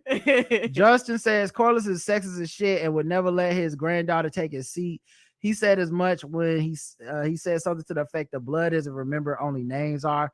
Since us isn't a king, he would have. Oh, I guess since he isn't a king, he wouldn't have the power to let his granddaughter's names, their kids, with his name. That's a great point. I should have listened to the whole episode for commenting because, of course, you mentioned this. Of course, I did, Justin. That's right. JL Covan says, staying alive for Amon had me LOLing at my desk. Thank you. You know, I put a little thought into these musical cues. That's how he looked. Yeah. He really did walk off that dragon. You could tell. Right? I mean, he was getting it. He was strolling. He was spinning his shit. Well, he told that girl, then you should have claimed him. I said, man, the boss. This boy built different. Y'all might want to back off. Then he handed all them L's out. Come on. He was like, everybody gonna get these hands tonight. He was looking like Draymond Green at a Warriors practice. Oh, okay. no. A few thoughts previously. And then he was bold enough to get fucked up and was like, mommy, it's all right, I got fucked up. Right. An eye for a dragon. A few thoughts previously predicted on one of the best paywall recaps, but merely the King's Guard of recaps compared to House of Tips, which rightfully reigns. Dale Covan is talking about his Patreon. He does, I think it's Better Call Smog, recaps of Game of Thrones behind the paywall on the JL Covan. Jail is the best. It's like JL Covan plus Max Prime. That's the running joke. Like plus. I'm a subscriber. But obviously I don't listen to those recaps. I can't listen to anybody else's recaps. I always feel like I it's almost like how some comedians don't watch other people stand up because they don't want to get accused of stealing jokes. Right. You know, Amon is a second son. I think Corliss and Damon's conversation early in the season was really foreshadowing Amon, who is already the coldest, most disciplined of all second sons we have seen. And the show really does not waste a shot in the crab feeder fight. We see Damon's dragon get hit and Damon feels it because of the bond. I think Amon's big dragon energy reflected that he bonded with the biggest dragon and now has that confidence connection. I can see that. Yeah, I can see that. Okay, yeah. Right. Going, I'm protected. Right. Like if that's his dragon, then he must be a beast ass dude. Like how the fuck a kid bond with a dragon like that if he ain't crazy as fuck? Right. And that dragon was like, we're gonna Top Gun this, and if you die, well, you admit to be my owner. Dostak says, "What it do, Sir Rod and Lady Karen of House Tips? It took me a minute to catch the pistol on the episode art. Fucking fantastic." That shit is great. It's hilarious. And at first you'll miss it until you look, you be like, oh. Yeah, I just copied it from Twitter. Someone on Twitter posted. Y'all was making some excellent points about the quality of Allison's parenting. Maybe if Allison reminded her own kids instead of being mad about Ray traversing the streets and finding big fine Sir Harwin breakbacks, her kids wouldn't be fuck ups. I agree. Between the last episode with Aegon beating his meat out the window, especially this episode with Amon having limitless audacity and cold serial killer focus, Allison has been given a strong white mom who doesn't understand how her son became a school shooter energy. Helena just seems like a weird kid, and I hope she just stays weird. I think she's gonna be a problem too. Wouldn't be surprised if she we flash back and she in there with the spell book making spells and shit. Yeah, if she don't learn magic, then she gonna die. Cause right, I think she. I just don't get how she think her life just gonna be fucking with bugs. Like, don't you not see all this treacherous shit happen around you? So I hope she's over there working on spells. I think she does. I think she does, and she understands that she's a girl. Maybe I'm giving too much credit, but I think that they kind of dismissing her, but I think that she's gonna be a problem. I hope so. I mean, listen, anyone can get it on this show, but I just feel like the people that be absent-mindedly fumbling through life are the people that get it the most on these shows. I really thought Allison would have had her kids better prepared for shit with all her talk about their aunt possibly killing them. Yeah, she is. Yeah, I agree. Them kids are a mess. Meanwhile, I thought Ray was fucking up trying to lie to those poor bastards, but then when Luke gave Amon the Fetty Wap 50% off discount, it was clear that one of the child's parents raised a stay ready all-star. Fighting dirty as shit can take you places, or you can fucking have hands like Bayla. Yeah, I still think she fucked up lying to the little bastard babies, and like even the kid, them going off on Amon was because the one of them knows that it's true. Right. But I think her marrying Damon by the end of the episode, bastards are not now. I mean, this is my throne. Like, I have as much of a claim, if not a bigger claim to it than your ass do. And now I do. So yeah, I mean, it's about to be a war, and I think she leveled up by, like, as much as I think she's been negligent. At the end of that episode, I was like, that was a chess. She covered up for all the negligence right there. Because what you gonna say when her and Damon roll up on your ass?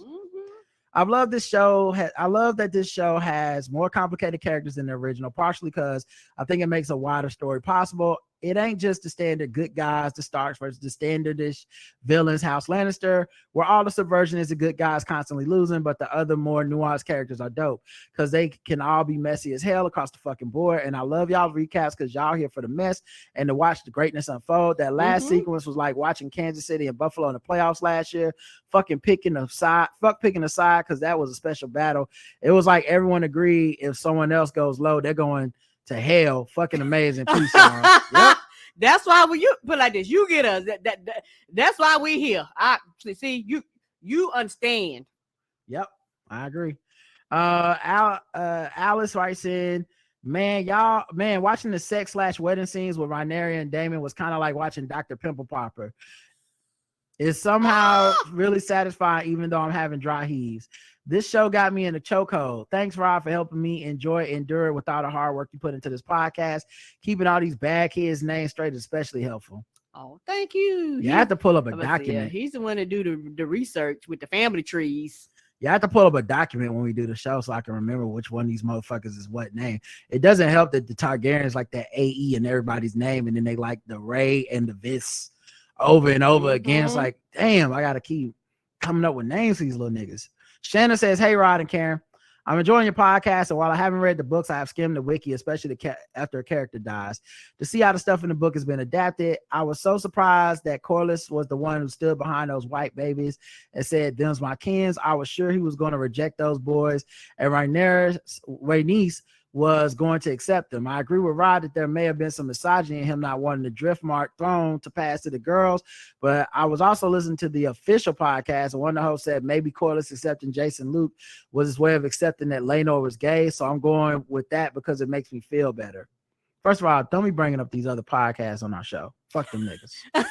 I'm Team Ray, but I appreciate everyone's motivations for their actions, and I'm really into this show because of how everyone is playing the game or letting their emotions cloud their ability to play the game. Like, I can appreciate Amon claiming that dragon like a G while also appreciating Bayla and them mollywopping him. Yeah. I mean, listen, why not both? Yeah, but yeah, two things can be true at once. This the beauty of not, I wish I could convince everybody and I can't, but this the beauty of not rooting for nobody. Right. Because claiming that dragon, that was some real big dick energy.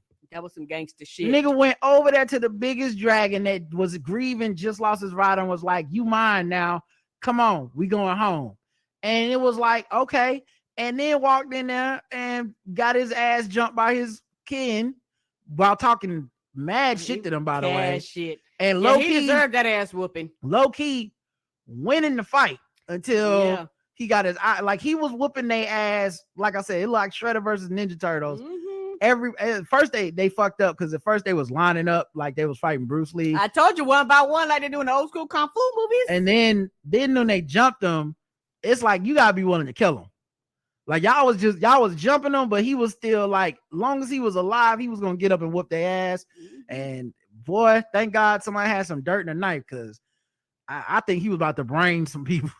He was ready to kill. Right. And if the babysitter hadn't showed up after he sliced that eye, he was really gonna fuck him up with that one good eye. He was gonna get him the goddamn business. Right. Let's see. Lately, I've been I'm Team Ray Ray, but I appreciate everyone's motivation for their actions. I'm really into the show because everyone's playing the game or letting their emotions call it. Okay, I said that. Lately, I've been wondering how things would have been different if rather than sow discord or prepare for the worst outcome, Otto had thrown himself behind Rhaenyra as the heir with some fervor, like the way he the same fervor that Viserys did. I think Otto had the power and position to mold Rhaenyra into an heir that the realm would accept, but he decided because of misogyny and for personal gain that the realm would not accept her and did what he could to discredit her. It's interesting to think of how things could have been different if Otto had thrown himself into making Ray's queen with the same passion that Viserys insists those white babies are Laenor's. Can't wait for the final episode, Shannon. Yeah, and you know what? And for me, and this is gonna be a subtle, a slight pushback. That's not what Rhaenyra wrong. She was doing whatever the fuck she wanted to do. She was not trying to be the heir. She wanted the title of the heir, but she wasn't doing her duties. Like how could he support somebody that was like, I'm not even showing up to work? Right. Let's see. The next one is Mr. J, who says 10s across the boards for this episode and this recap. Yes, House of the Dragon, the Blackout Tills, House Jackson, give me all the ghetto ass trashy tea spilling niggatry. My favorite messy bitch Otto Hightower is bike flexing on niggas with his freshly polished hand of the King Medallion work queen. Come on, he sent it back to the jewelry store and told them to polish it up again. They was like, "You back?" He was like, "Yes, bitch." What's crazy is Otto still. I wonder if Otto.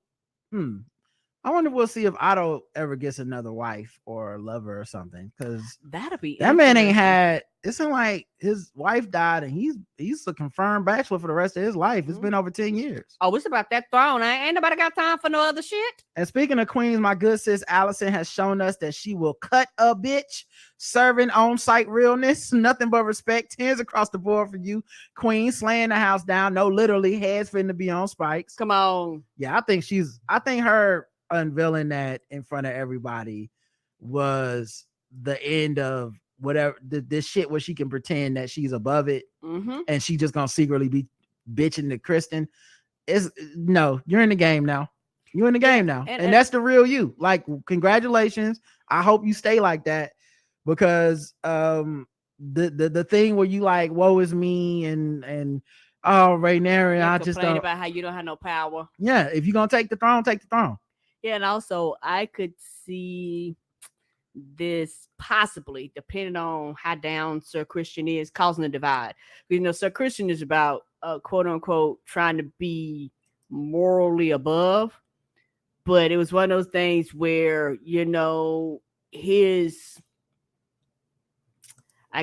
dedication got tested when he was like, cut him, let him choose the eye. He was gonna go through it. I was like, oh, he actually might be down with the cause. But you know, he showed that when he does do fucked up shit, he breaks down. But it's been 10 years, so he actually might gotten hardened too, to where he just don't give a fuck anymore. We'll see. I think something's gonna go where he's gonna cross the line, and the people, you know, that was saying, you know, incel and all that stuff, they were like, yeah, something's wrong with him. I don't care what anybody says. I'm here for the cesty trailer trash. Fucking get the Uncle Dick Ray, even though he was your daddy that night. Oop. Shout out to her for remaining an ally, even though we know them babies ain't Laenor. Sips tea. Come through Bayla serving. Might I suggest you don't fuck with my sis realness and punching the shit out of that dragon still in one-eyed milky little shit. The cousins are bonded for life. Slay. I think I agree. They are family.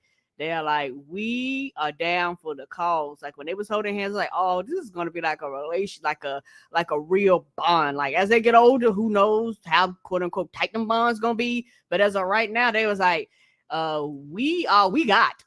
Yeah, I'm never really rooting for the cest because you know, I don't think anybody's. I mean, I hope nobody's like, I can't wait to see some incest sex. But I think we're rooting for the power bonding of two people that kind of make up for their own deficiencies. Come through Bayla serving. Might I suggest you don't? I think I said that. Child, shaking my head. Only the gays can pull out such an elaborate, dramatic performance as the one Laenor and Carl put on serving fake my death realness. That's great. That's great. I hope Laenor my death realness. I hope Laenor has a consistent head shaving regimen, unique. And lastly, Come through Princess Rhaenys. I was about to say Pillow Princess Rhaenys, giving us. That is such a thing. Who knows? I know that but would be her jam. That's not what they were gonna say. No, right? Come through Princess Rhaenys, not Rhaenyra, Rhaenys, giving us Caitlyn Stark. No, not my son. Realness, hollering so Lady Stark could well work, sis. She did give me a put me in the casket with him, Lord moment. And to answer the poll question, I go to Westerosi funeral and wedding, but only if it's in Dorne. I already know how them niggas get down, so anyone doesn't come strapped, that's on them. Don't act like y'all don't know how Westeros works. Well, Lakita says, I was thinking about how risk averse I was as a teen, and clubs and shit was not my thing based on the probability of shooting breaking out. But something about this messy white folks would make me want to see if a second family showed up or something. So I go, because the poll was, would you go to a Westerosi funeral? But they would have a bomb gift. I just think it's funny because white people, the show being white and it being white people, had Lakita like, well, I do that, and I was like, no, that's even scarier for me, right? Like the way it is, you're gonna be like, Aegon, you're gonna be like, me? They're gonna be like, yes, you're like, how? You're gonna be like, how did I get in this? Like, I don't think I would go to a white people shotgun wedding because the shotgun might turn on me. I don't know. Right. Mike says, hi, Rod and Karen. Your point about not rooting for anyone is so important. I wish I'd learned that earlier, that there are some shows where you're just not supposed to root for anyone. Yeah, it's designed like that. I quit The Walking Dead years ago because I made the mistake of caring about the characters, and then I got upset when they inevitably died horrible deaths. I'm not making that mistake again. The only thing I'm rooting for in the House of Dragon is mess and a high body count. Yes, welcome to the fold. Yeah, we do Walking Dead recaps, but when we were doing them back in the day, we used to get emails. We got to tell people, stop. Like, I can't believe they killed this character. I swear, fuck this show. I'm never watching again. I was like, can you also say fuck listening to us and writing in, because we don't care. Yeah, anyone can get it. That's why the show is good. It's only separate from these other shows if anyone can get it. If anything, it makes it a little disappointing when you know people have that such plot armor that they can't die. And then, you know, like, and I get the show's wrapping up now, and we've been exposed to like contracts, and we be knowing who's getting a spinoff show and shit. So now we literally know they not gonna kill blank characters. And honestly, that's when a lot of people actually stop fucking with the show. Right. After like the shock value of like knowing that this character would not die or whatever, low key lowered the stakes enough for people to be like, yeah, I don't care anymore. Of course, Michonne's gonna be fine. Right. And it makes it not enjoyable, because that's the thing. The show is called Walking Death, and people go, people are dying. He was like, yes, bitch. That's the, like, they didn't even try to hide it. You know how sometimes you read the name and you open up the cover? No, it's go Walking Dead, which means death and dying is going to happen, and people are shocked that people died. Maybe that's just me. I don't get it. Right. All right. So I love that the kids are already messes, though I'm glad that it looks like another time skip is coming. Amon's actor is way too good at acting evil. Yeah, it is a little sad that we're not gonna get to spend a little more time with the kid version of Amon, because that little motherfucker is a beast ass actor. And after what happened to Joffrey's actor, I'd be worried for him if he stayed on the show too long. Thanks for your recast, Mike. Classic R&B lover. Hello, Sir Rod and Lady Wife Karen. I swear Viserys is about the stupidest white man to have ever whited. Everything this big dummy does is to cause a downfall of his family. I cackled when you said he uses hands-off leadership with his one arm having ass. When Daemon laughed at Vaemon reading Rhaenyra's ass for filth, I loved it, even though some people seem to think it was a sign that he is demented. No, Daemon caught the mess and couldn't help himself. Then he unloaded on his idiot brother and that snake Otto, the pre-Tywin Lannister grandfathers with both barrels. It was a thing of beauty. He came ready. I agree with you that Rhaenyra is just as dumb, if not dumber, than her big dummy of a father. She makes it all but impossible for you to root for her. Luckily, Alicent and her now publicly bitter and jealous self and her rapey, assaulting sociopath kids continue to be the absolute worst. All I can say is it really isn't Rhaenyra's fault that she keeps getting hot dick and you got Crypt Keeper dick, blaming your ain't shit daddy for that. I do think that the daughter is supposed to have the future visions that Viserys claims to have. Remember last week when Alicent told Aemon he would have a dragon, Helena said he would have to lose an eye first. Oh, I Mm. forgot. I did remember she kept talking in the background. I was like, what the fuck is she talking about? And that was what she was talking about. When she was down there mumbling with that Yes, spider. because I remember I even read it in the notes. Like, she said some shit about an eye, and I thought it was talking about, she was talking about that fucking millipede in her hands, but she was literally talking about she got the gift. Mm-hmm. Oh. That's why I was like, was she doing witchcraft like or something? Oh, I'm a little more interested in her now. A little more interested. Mm-hmm. This week she said the last on the throne will have no legs. Could that be Bran? Oh, that makes sense. Now, see, I'm about to go back and have to look at her dialogue again and make it make sense. Does Damon know or care that Aemon assaulted his daughters, or are they already casualties of his reignited power play? He did not seem to give a fuck. Mm-hmm. If anything, Daemon seemed completely obsessed with going back to Pentos to spite his brother and then marrying Rey for the throne. At no point did he seem to care about his daughters this week. The problem with Laenor remaining alive is his dragon. Won't people notice that he or she is not in mourning, or will Rhaena get the dragon? I don't know. I didn't even know how you leave your dragon behind. Like, is it like a dog where you go, stay, sit? Right. He gonna be out doing shit. Doof, doof, doof. I was like, why is there a dragon hanging outside of the club? Right. Like, I don't even know how you, Like, he gonna be following his scent. Like, everywhere he go, that dragon gonna be flapping around, just chilling. Right. So I don't even know how you deal with that, but I guess they're back up like, whose dragon is this? Right. I guess we'll have to see. But the problem with sidebar, have you noticed the nonsensical and disruptive way YouTube inserts commercials into the episode? You would literally be mid-sentence, 2 commercials will play and then the discussion picks back up. No, I haven't, and do not care. Yeah, just trying to get this motherfucking money. Yeah, they do their thing. They don't actually go through. They be like, commercial time. Mm-hmm. Like that white woman when y'all call in, she be like, 2 minutes less. You don't hear longer than 2 minutes, I'm hanging up. Right. But yeah, back to this. Evie says the real villain in the show is Viserys. If he wasn't a sorry ass motherfucker who had if he wasn't sorry as motherfucker who had some backbone, none of this would be happening. Oh, Emperor Palpatine looking ass. Law says all these characters' personalities are really developing and getting fleshed out. I want to see which one of these problem children end up having their stories told by bards. All I know is as socially awkward as them children of the corn looking kids are, we can't accuse them of being soft. I thought it was about to be some Lord of the Flies Hunger Games shit going. I ain't seen that kind of hostility in kids since Trey got caught an African booty scratch in front of the class. Oh no! Definitely looking forward to the next time skip. Alicent finally showing her true nature, but I'm a bit lost on how to perceive it. She always had this misery loves company outlook on life. I feel she was looking forward to sharing complaints about their significant others, like longtime friends do, and discussing their mutual complaints about the realm. However, Princess Ray got to be mischievous and continues to do as she pleases. Alicent, on the other hand, has a crypt keeper wheezing hard and dripping sweat on her. She clearly wants to see Ray punished in some way. The question is, what is Alicent most upset at? That Ray gets away with not playing her role according to expectations, or is it because Alicent cannot move the same? There's a difference between doing the right thing because of moral obligation and duty and doing the right thing to avoid consequence and criticism. Does Alicent secretly want to get her freak on too? We know jealousy and envy can turn into some wild shit, and Alicent tried to offer Ray with a knife like a greaser in The Outsiders. Was this just a result of the outburst, or has she wanted I couldn't get a hold of a gun?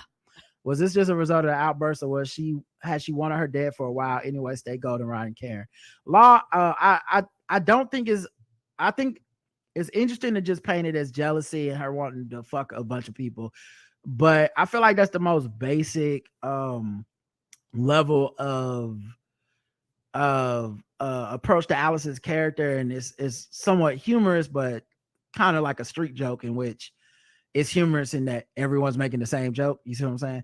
But on a serious level, I think it's more about duty than it is envy. I think if the show wanted to make it about Alicent just wants to fuck people and have fun, they would show it. I think she'd just be fucking like Sir Kristen or that or something like there would be. I think they would show her that doing that, Right. and maybe she'll evolve into that, and that's how we'll get it on the show, and it'll be like, oh, she really was just wanting to be in these streets. But as of right now, it doesn't seem like it's like it stems from I'm jealous that you got to fuck people place. No, it's I'm following the rules and you're not. And it's not that you're out here fucking people. It's like you don't want to come to work. You don't want to do your duties. You don't want to do anything. I'm the only bitch out here defending you. You're making me fucking look stupid. I stuck my neck out going, no, you wouldn't dare do that shit. And you actually doing it. And she was very hurt and distraught because of that. And that's what dissolved their relationship. And, it's one of those things where at that point, for Allison, it was, we can't be friends no more. And at that point right there, for 10 years, she kept that same energy. And 10 years is a long time to hold on to something like that. And so that's why, every time she had a baby, she wanted to see, like, she just was like, no, bitch, not you. Anything you do, anything you say, I have a problem with it. I know those meetings where they clock in with the balls. I know those meetings probably drove everybody fucking. They're them two managers where one say one thing, the other person purposely says the opposite just because, even if it logically and strategically doesn't make sense, just because you said something. Type of thing. So I know it was something that everybody picked up on. Right. And it's super interesting because it really, to me, it just makes more sense as here's a person that believed in the lie of duty and all this stuff. And here's this person that completely objected from it or just chose not to do it. Yeah, spit in the face of it. Mm-hmm. And then, of course, that's why they would have beef. Even if these are two male characters, they would have beef. Right. And so I think that it's that simple. But Mill says, okay, I know you said no theories, but after watching the episode, I got a couple. 1, there will be a season 2. 2, there will be more incest, cest in the morning, cest in the evening, cest in the nighttime. 2, 3, niggas gonna die by murder, stabbing and stuff. 4, dragons are going to burn shit. These may be some of the most deep, insightful, not at all obvious predictions you've ever heard in the podcast. You're welcome. Emil says, P.S. Loving the recaps. They're honestly the best part of watching the show week to week. Thank you. Then we got a bunch of comments on YouTube. So that was 17 comments there. And now we have 12 comments here. All right. What y'all had to say on YouTube? My mom says, awesome recaps. Allison been playing chess. Checkmate, bitches. Leonard brother says Rod's comment about how Queen Marjorie Tyrell would have gotten a damn job done with Lenore is why he's my man. $500,000. Marjorie's about her business. She wouldn't have let the fact that man likes men stop her. Exactly. She's about that cause. And I honestly, anybody that don't see it that way, I just don't get it. Like, right? I'm not saying Rainier wasn't in a bad situation. I'm just saying she ain't make the best of a bad situation. She wasn't dedicated to the cause. Marjorie would have at least fucked like that nigga's cousin. Like, yeah, she was like, something out of me gonna have white hair. She would have went and found. It's like when oh god, Cersei started fucking that one Lannister like nephew or something. Like, she gonna make a way out of no way. Anyway, Dostry says they didn't die. They don't die. They multiply. Talking about Ray's kids. And Harmon says, I love the recap. Heart emoji. Thick Red Thing says, greetings, Your Majesty, Queen Karen, and King Consort Rod. I thoroughly enjoyed the recap this week, and you brought up some very valid points about the transformation of the two leading ladies on the show, which only makes me even more excited on what the next quarter of this Game of Thrones season is going to be like. I really wanted to comment on some things. Why does Otto look like they dragged him out of bed, stuck his hands pinned on him, and pushed him into the crowd funeral to act normal? Right. And why couldn't they find anyone else but his sly ass to step into that position again? This reeks of nepotism to me. I mean, the whole show is nepotism, so yeah, that. Yeah, and the king was like, well, don't nobody else know how to do the job. Shit, bring the old person back. I also dislike that Kristen is still standing around with no explanation how he got away with killing Joffrey at the wedding. However, I feel like the guard of King Viserys is peeping the vibe with him and Allison, so I'm interested in seeing what he will do when whatever shit ends up hitting the fan. Yes.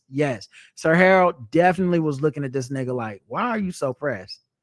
In the previous episode, when that card-carrying member of the Aryan nations, Aemon, was complaining about not having his own dragon. And Allison Helena remarked, "You'll have to close an eye." Seeing those words play out here in reality in this episode only makes me think there's more to Helena than a weird byproduct of the lineage of incest. I'm not sure exactly what she was mumbling in this episode, but I'm expecting it to mean something not yet revealed in the show. Yeah.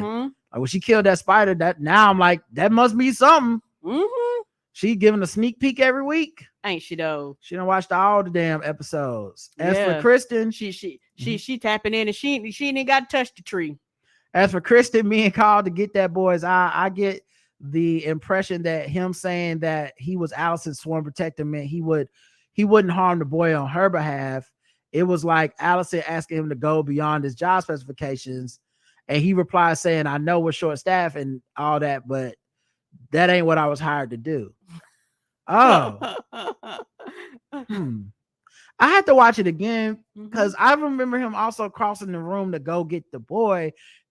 Or it felt like he was crossing the room, but maybe you're right. I had to go back and watch it again because I definitely know he was crossing that room to help Allison fight Ray Nara. Yes, he was. That was no like my man Damon had to stop him. He was down for the cause, and I think that he may have, and that's why I said we don't know where he's gonna fall because it's one of those things to where was he gonna step in to stop her from actually cutting? Yeah, I don't know if he would help to attack her or not. What I do know is his allegiance is with Allison. Yes. And in that discussion, it was the king telling him to stay his hand and her saying, you're my sworn protector. Yeah, basically. Like, no, nigga, you belong to me. And then he said, I'm your sworn protector. And maybe I read it wrong, but we'll find out for sure whenever, the show continues. Yeah, almost like his dedication is to the queen and actually not to the king. I love what they did with Lenore in the end. Him riding off on the boat definitely reminds me of Gendry. Who knows if he will pop back up in the story. Hopefully he shows up later and they don't just kill the storyline for him. Maybe in a secondary plot of him living a better life incognito where he can be himself and be comfortable with his sexuality. I'm also interested in what will become of his dragon while he is fake dead. Anywho, if I had a team I'm rooting for, it would be Bela and Rhaena. They didn't deserve their mother's funeral to be ruined by power struggles and Vhagar we just wanted to bury our mama. And Vhagar being gentrified by the Aryan Brotherhood. I hope the one without a dragon eventually gets on to ride. And I'd love to see more character development from them. Thank you both for what you do. Been an avid listener for several years. Thank you. Leonard Brother says another great recap. See y'all next week. Infinity C says, hey, Rod and Karen, love you guys so much. I always look forward to your House of Dragon recaps. It's me and my mom's Sunday ritual, and we're loving the mess. Yay! The only thing in the show we disagree on is the situation with Ray and Cole. I immediately recognize the imbalance of power that Ray had over Cole and did not like the way she took advantage of him as her knight. Agreed. And can understand why he'd be bitter towards her. She potentially put his life in danger, and if Allison wasn't the messy queen that she is, she probably would have had him executed. Right. Not just that, he was gonna kill himself. Right. So even he thought, like, he take it that serious. I'm not saying he should, but as a character, not as a like whatever this shit is, where everybody's like, he's just an insult that hates women and shit. It's like clearly, clearly that's just like a internet trope, and that's the best. That's the best joke and angle they could come up with. But I think he's more interesting than just a guy who hates women. I think that's giving the character less credit. Yeah, and you're simplifying the character to be. Yeah, and then when he does something that's out of like character for that, then I think we're gonna look back and be like, well, it clearly wasn't just an incel, because this show clearly likes to take these characters and have them put in positions where they do something good and then do something bad. And it'll be interesting if Kristen ever does something, quote unquote good.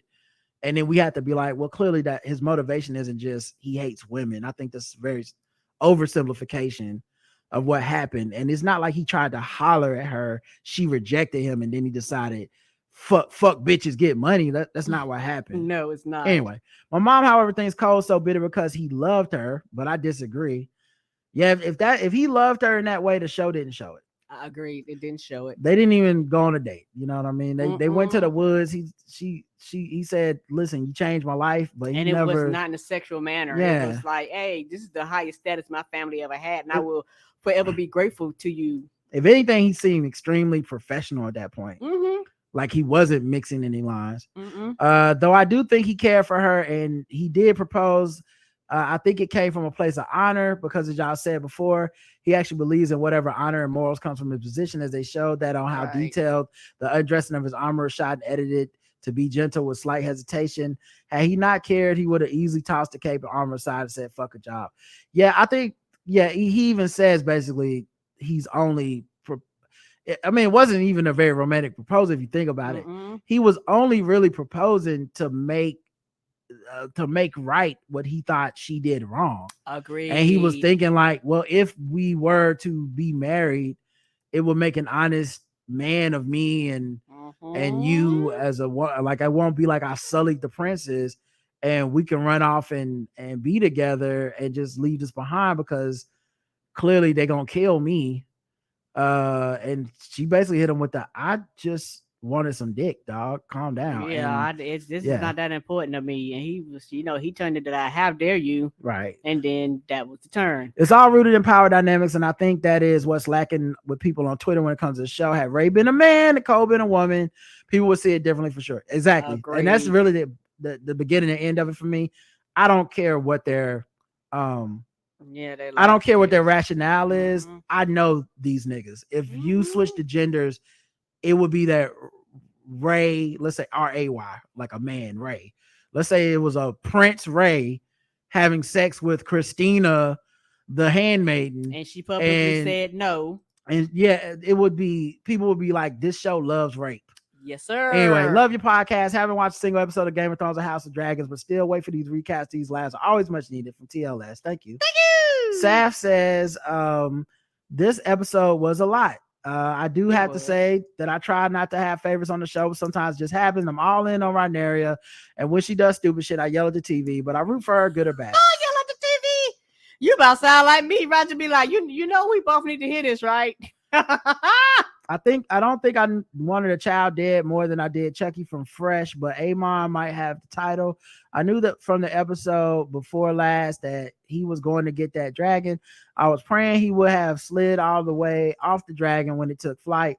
I do hope that Rhaenyra's kids and Daemon kids do become a force to be reckoned with, because they are. Amon is going to be a problem. Amon, oh, so you sure they're going to become a force? Okay. I think they will. I hope you're right. Mm-hmm. They look soft to me. That's my guess. I think that time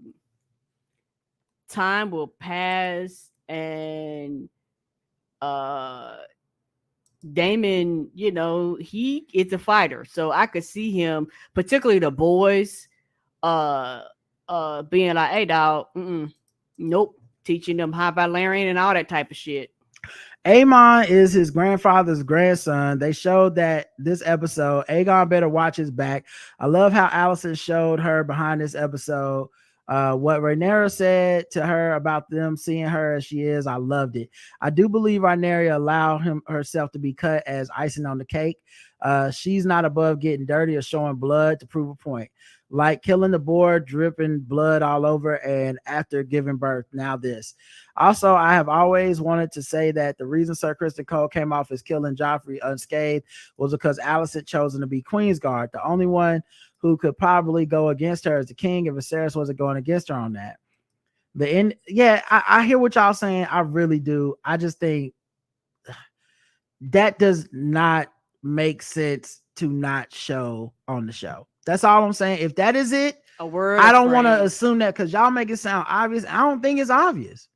You know, the whole like, oh yeah, I'm sure it was just this. It's like, wow, that seemed murder at the fucking thing, and there's not a trial, there's not a reason given, and it was an important person to the fucking groom at the wedding, and it never comes back up. The groom doesn't even see pressed about it later. I don't like that. I'm sorry, but they could have taken 30 seconds to give me an excuse, a reason. Even if it's just someone bringing it up in anger, like, you fucking killed a man at the wedding. How dare you talk about forgetting your place or something? I would love that moment. The ending had me going crazy. When I thought that Daemon and Rhaenyra were going to kill Laenor, I felt as if she betrayed me, because, as I said, I was in good or bad with her. I felt such relief when I saw him get on that boat with Sir Carl. But like I said, I root for Rhaenyra, even though I was happy that he was alive. The next thing I thought was she should have killed him because he's a loose end and will come back to bite her in the ass. As always, good episode recap. Can't wait until next week. Yeah, I feel you on that. That's why I don't root for him, because I appreciated the gamble and the move, and I appreciated them not killing just like, hey, you're a gay character, we're gonna kill you. But also, I if he comes back to haunt her, I'll be like, yep, that makes sense too. This world. Amon was a weird kid until he got that dragon. Now all them fighting lessons and wreck time in the yard have made sense to him. Vagar done woke up the dragon blood in him, says Philip. Yep. Sadia H says, your jokes were on point. Thank you. I needed the laughs. Thank you, Sadia. You. That's why we do this. That's what it's really about right there. All right, let's look at the poll. Would you attend a Westerosi funeral? 40% yes, 60% no. Nope. And 36% yes, 64% no on Spotify. I wouldn't do it for the dragons that's gonna be parked in the parking lot. I'm good. Yep. It ain't a party till someone gets stabbed was our Spotify comment. Miss Barnes says, if this is a funeral in Westeros, I really don't want to see a baby christening, the mess. The mess. I want to see a gender reveal party. What the fuck? You think that's a real mess? You think we be burning up parts of Arizona? A Targaryen gender reveal? Shit. Roger, everything literally gonna burn. Roger says, okay, Luke and Jace knucking and bucking with the black cousins. Down for the culture, down for the culture, down for the culture. Yes. Typhlo Shun says, ain't no fun if the Targaryens can't have none. Oh no. Of each other, probably. Aaron says, Damon and the Kermit the Frog hoodie. Sydney says, I'm here for the mess. Definitely going to the funeral. Side note, is Allison's daughter supposed to be autistic? Maybe I could be watching with my 2022 eye. Just thought. Listen, I don't know. I don't know, and I don't even want to guess at it. We'll find out, I guess, if it comes up in the show. I think it will. I don't even be knowing if what's appropriate to say that, she just be mumbling in the background. So yeah, like you say, it might be one of those things where it's just that diagnosing characters and stuff. I just don't know. I don't know. To be honest, I don't know what's offensive or not in that world, and if me saying that is wrong or some shit. So I just don't even hazard to guess. But yeah, I don't. I think if they want to be explicit about it in some way, maybe it'll come up on the show. But right, I've decided not to guess at stuff like that. No, and to me, they haven't. This is the type of show where they tell you shit. Mm-hmm. So they go, we don't want you guessing. This is kind of the thing we want you to quote unquote know about this. Because there are some things you will guess about. Don't get me wrong. But there are some things where if we want to show a sexual relationship, we will show a sexual relationship. We can fuck on here. So there's no reason to. Yeah, but how does that relate to like autism? Because autism isn't a word that would be invented in this reality at this point. You see what I'm saying? Agreed. Like, I don't think. Okay, go ahead. Yeah, agreed. And also, I think like if this was something that they wanted to address, they would. But I also think, I personally think, either she's a witch or she has a vision. I'm with you. Like that. I'm with you on that. I agree. Like, I think there's probably gonna be some in-world reason that like she's a prophet, she's something. But yeah, I just don't know what are the rules on, like, I don't know enough about autism or the discussion around it to be like, this character is autistic. And I feel like a lot of times people have I don't know. I just don't want to play with them dragons. All right. June says, well, hey, shrug. Alicia says, it's all fun and games until someone loses an eye. Raphael says, gotta respect the game. Make sure that I'm known as Lord. He don't show to weddings and funerals. Don't even send me a plate or wine. I don't trust any food. He don't show to wedding and funerals. I love this game as a watcher, not a player. Tara says, man, you retelling that fight between the kids got me hollering. Thank you. Mm-hmm. That was a good ass fight. It's a lot of work. All right, let's get into the voicemails. I believe we did get a couple voicemails. Yay, what did y'all have to say? Let's see what we can do. Make it do what it do. Hey, what do, Ryan Karen? This is Dr. Dostex. Two things that jumped out of me this week. One, y'all talking about the baby and his career just fucking fizzling out. like somebody stuck a firecracker in a tank of water. I do think it's funny that he probably, I take a victory lap, because that joke about him not being the woke and the sexual feminist that everybody said he was always, that was top shelf, especially because it did seem like he built a fan base of people who wanted to have fun, but also eventually he had more hits to people's faces than he did on the record and on wax. Also, the phrase "trying to take a black man down," I've never heard that used in fucking good faith. Nobody ever said you're trying to take a black man down when you fucking Republicans undermining fucking Obama. Also, second thing too, was House of Dragons recap was incredible. I was fucking clapping and yelling when y'all was talking about fucking Marjorie Tyrell, because y'all better have said that shit. Look, Marjorie had that dog in her, and you were completely y'all was completely on fucking point. It came to Marjorie, she'd be like, I don't care if he's gay, we're gonna have some babies, and she had all the will required to make a way. So yeah, thank you as always for excellent with shows. I hope y'all have a wonderful weekend. Peace. Thanks, Doe. Thank you. And yeah, that's such a great fucking point about the thing where it's like I take a black man down. Like that it does only come up when with such a cynical take. It never comes up when it's genuine, when they really are trying to take a person down for being black. It just, no one says it that way. But when it's like, I want to give cover for some bullshit, it's almost like a catch-all. Yeah, like, oh, this guy's a rapist, here they go taking a black man down. You're like, right. Wait, what? All right, last voicemail. Hi, Rod and Karen. This is Nick from the Can We Please Talk podcast, and a proud tither to the Church of the Black Guy Who Tips. I first want to just call to say, just again, as I always have, how much I love this show. I think I've been a listener, but then also I have given to the show for a few years, and I've been proud of doing so because I think it's important to support Black podcasters, honestly. Thank you. But more importantly, I just am grateful for being inspired by your show, our show that has taken off now 2 years.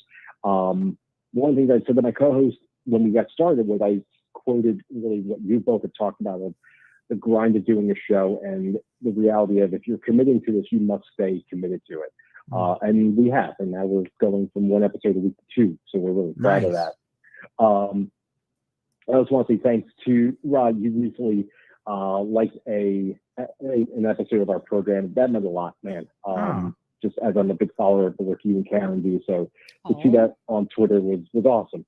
But lastly, just incredible work by you both on the House of the Dragon recap. So excited that everyone enjoys that. I certainly do. And all the work that you all do. Thank you for inspiring us to do the incredible work that we're doing at Can We Please Talk, but also praise you both for so many years of just podcasting greatness. So, thank you. Bye. Oh, thank you. sweetie. Wow. What a small world. I didn't even know that was I didn't even know that the podcast had any level of inspiration from us. I just liked it and thought it was good. Wow, what a crazy small world. That's a hell of a coincidence. And yeah, I can even see on our voicemail line, you were calling the show in 2017. So at least 5 years. October in 2017 was your first time calling us, leave a voicemail. So you've been fucking with us since at least 5 years. So thank you. Thank you, sweetie. And, yeah, that's dope that you're still working on your show and still putting in that work, because it's extremely it's tough. It's tough sledding, and you gotta want to do it, and you gotta be committed to it, and and you gotta kind of do it for yourself, even though I know that's a big cliche, but it's the truth. Yes, and was that the last comment? That was the last voicemail. Okay, that's the last voicemail. Something I can say is that for the people that left the comments on YouTube and stuff like that, I will say that majority of our fans do get the show, And I really do appreciate that. This listening to y'all comments about what we said actually brought me joy. It makes me happy and just making me laugh. I just want y'all to know that, like, majority of the fans do get us and do get the show.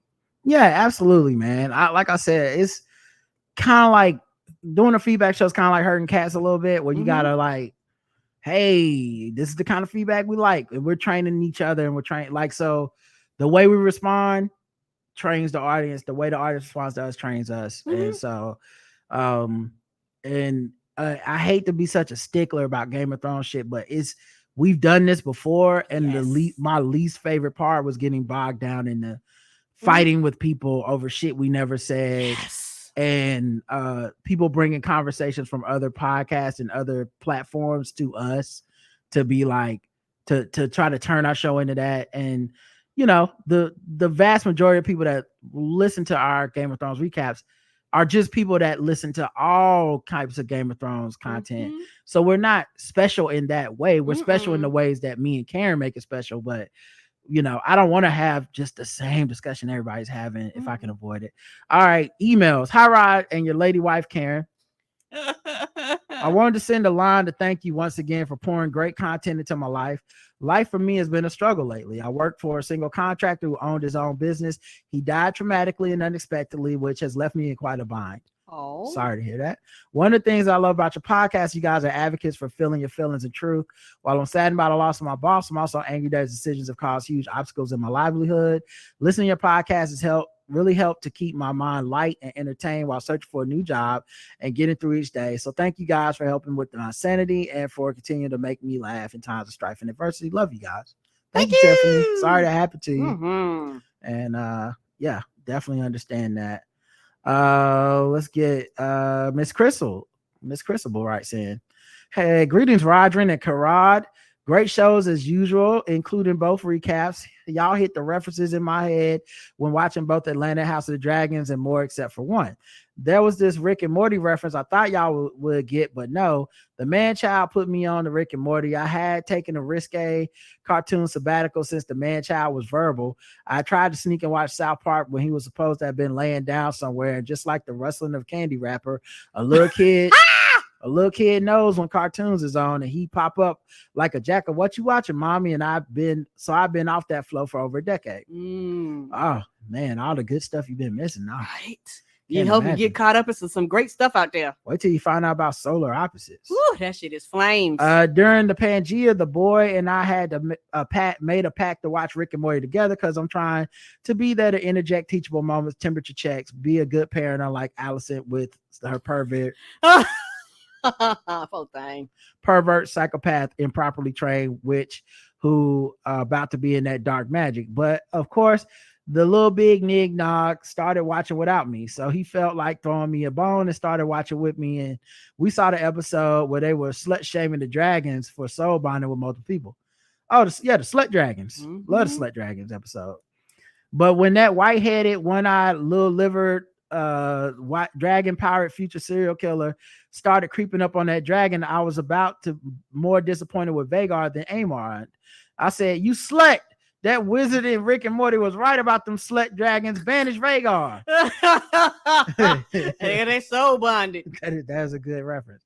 Lala, not even fish food. And that hussy out here letting the little kid mount them, shaking my head. I prayed for a child's death for the first time in my life. Oh, you prayed? He let him going out of space because looked like it had went up above the Earth atmosphere.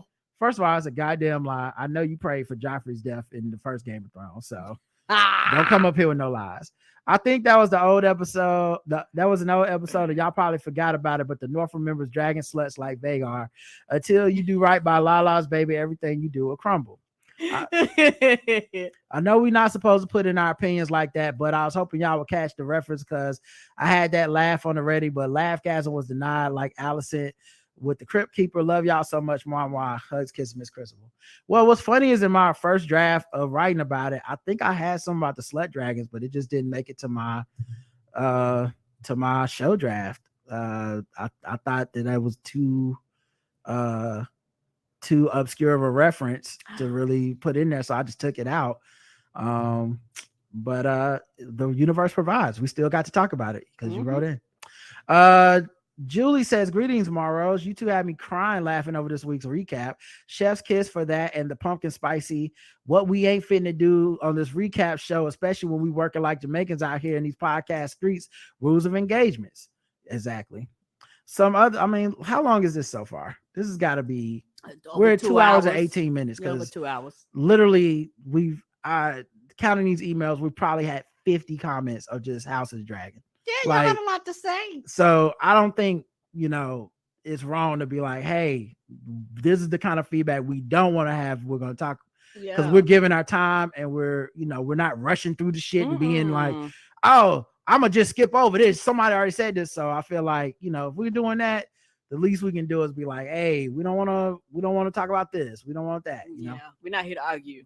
Apparently, Lenore Noble Birth aside was among the first of the ancestors to wade in the water since sweet sing low, sing low, sweet chariot, come and carry me home. Damon kind of came for us with each of us is capable of depravity comment, didn't he? There's no manner of depravity you have not willingly watched on this show. He was almost saying, so are you gonna be weirded out watching me and my niece white walk our bodies against each other in this soft focus light while you decide on the depraved particulars? I'll be posted up in this episode just like the rest of you, weirdly delighted to view the loose morals, bad judgment, and the power gains of rich conquerors.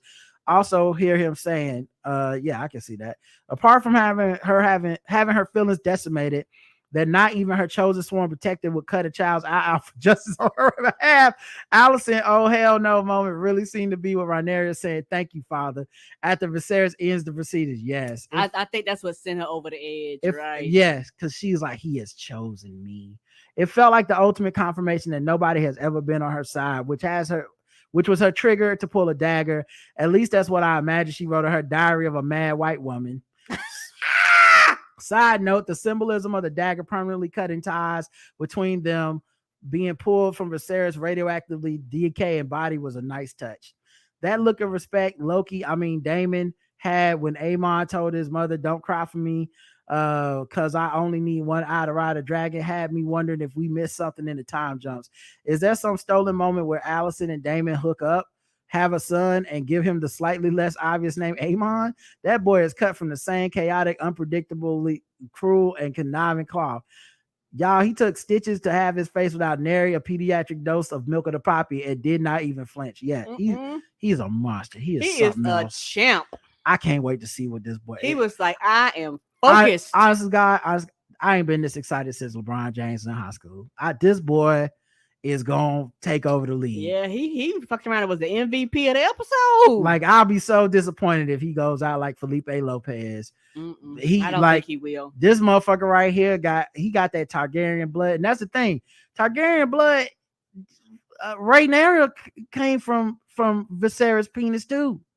That Targaryen DNA is something else. So I don't even think it's about Daemon. Just you get a little Targaryen, it's going one or two ways. It's going to the fire, or it's going to the visions. He got the fire. Enjoying the ride with you as always. Thank you for making it so much fun. Much love and peace, Julie. Thank you. Amon says, my lord and House Targaryen. Wait, my lord and lady of House Tips. Good day to you. My magnanimous Lady Karen, I do apologize for my folly of forgetting that you two do not enjoy weddings. My sincerest apologies. I see I have not completely purged the venom of internalized misogyny from mine own self. Let's blame men for that.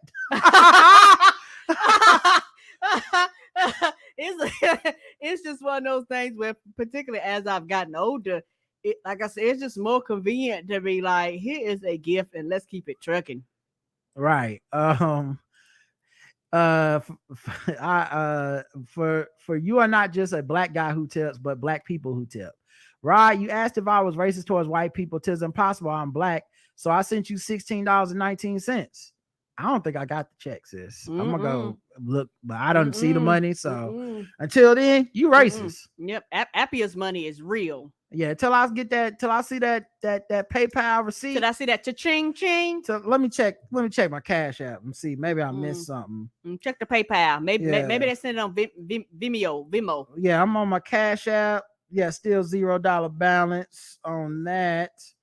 And checking the Venmo right now, and nope, you ain't give me no money, you racist son of a bitch. Because you are a black capitalist, I get the sense that you may scoff at the monetary value of this gesture rather than its symbolism. I do hope I'm wrong, my dear brother.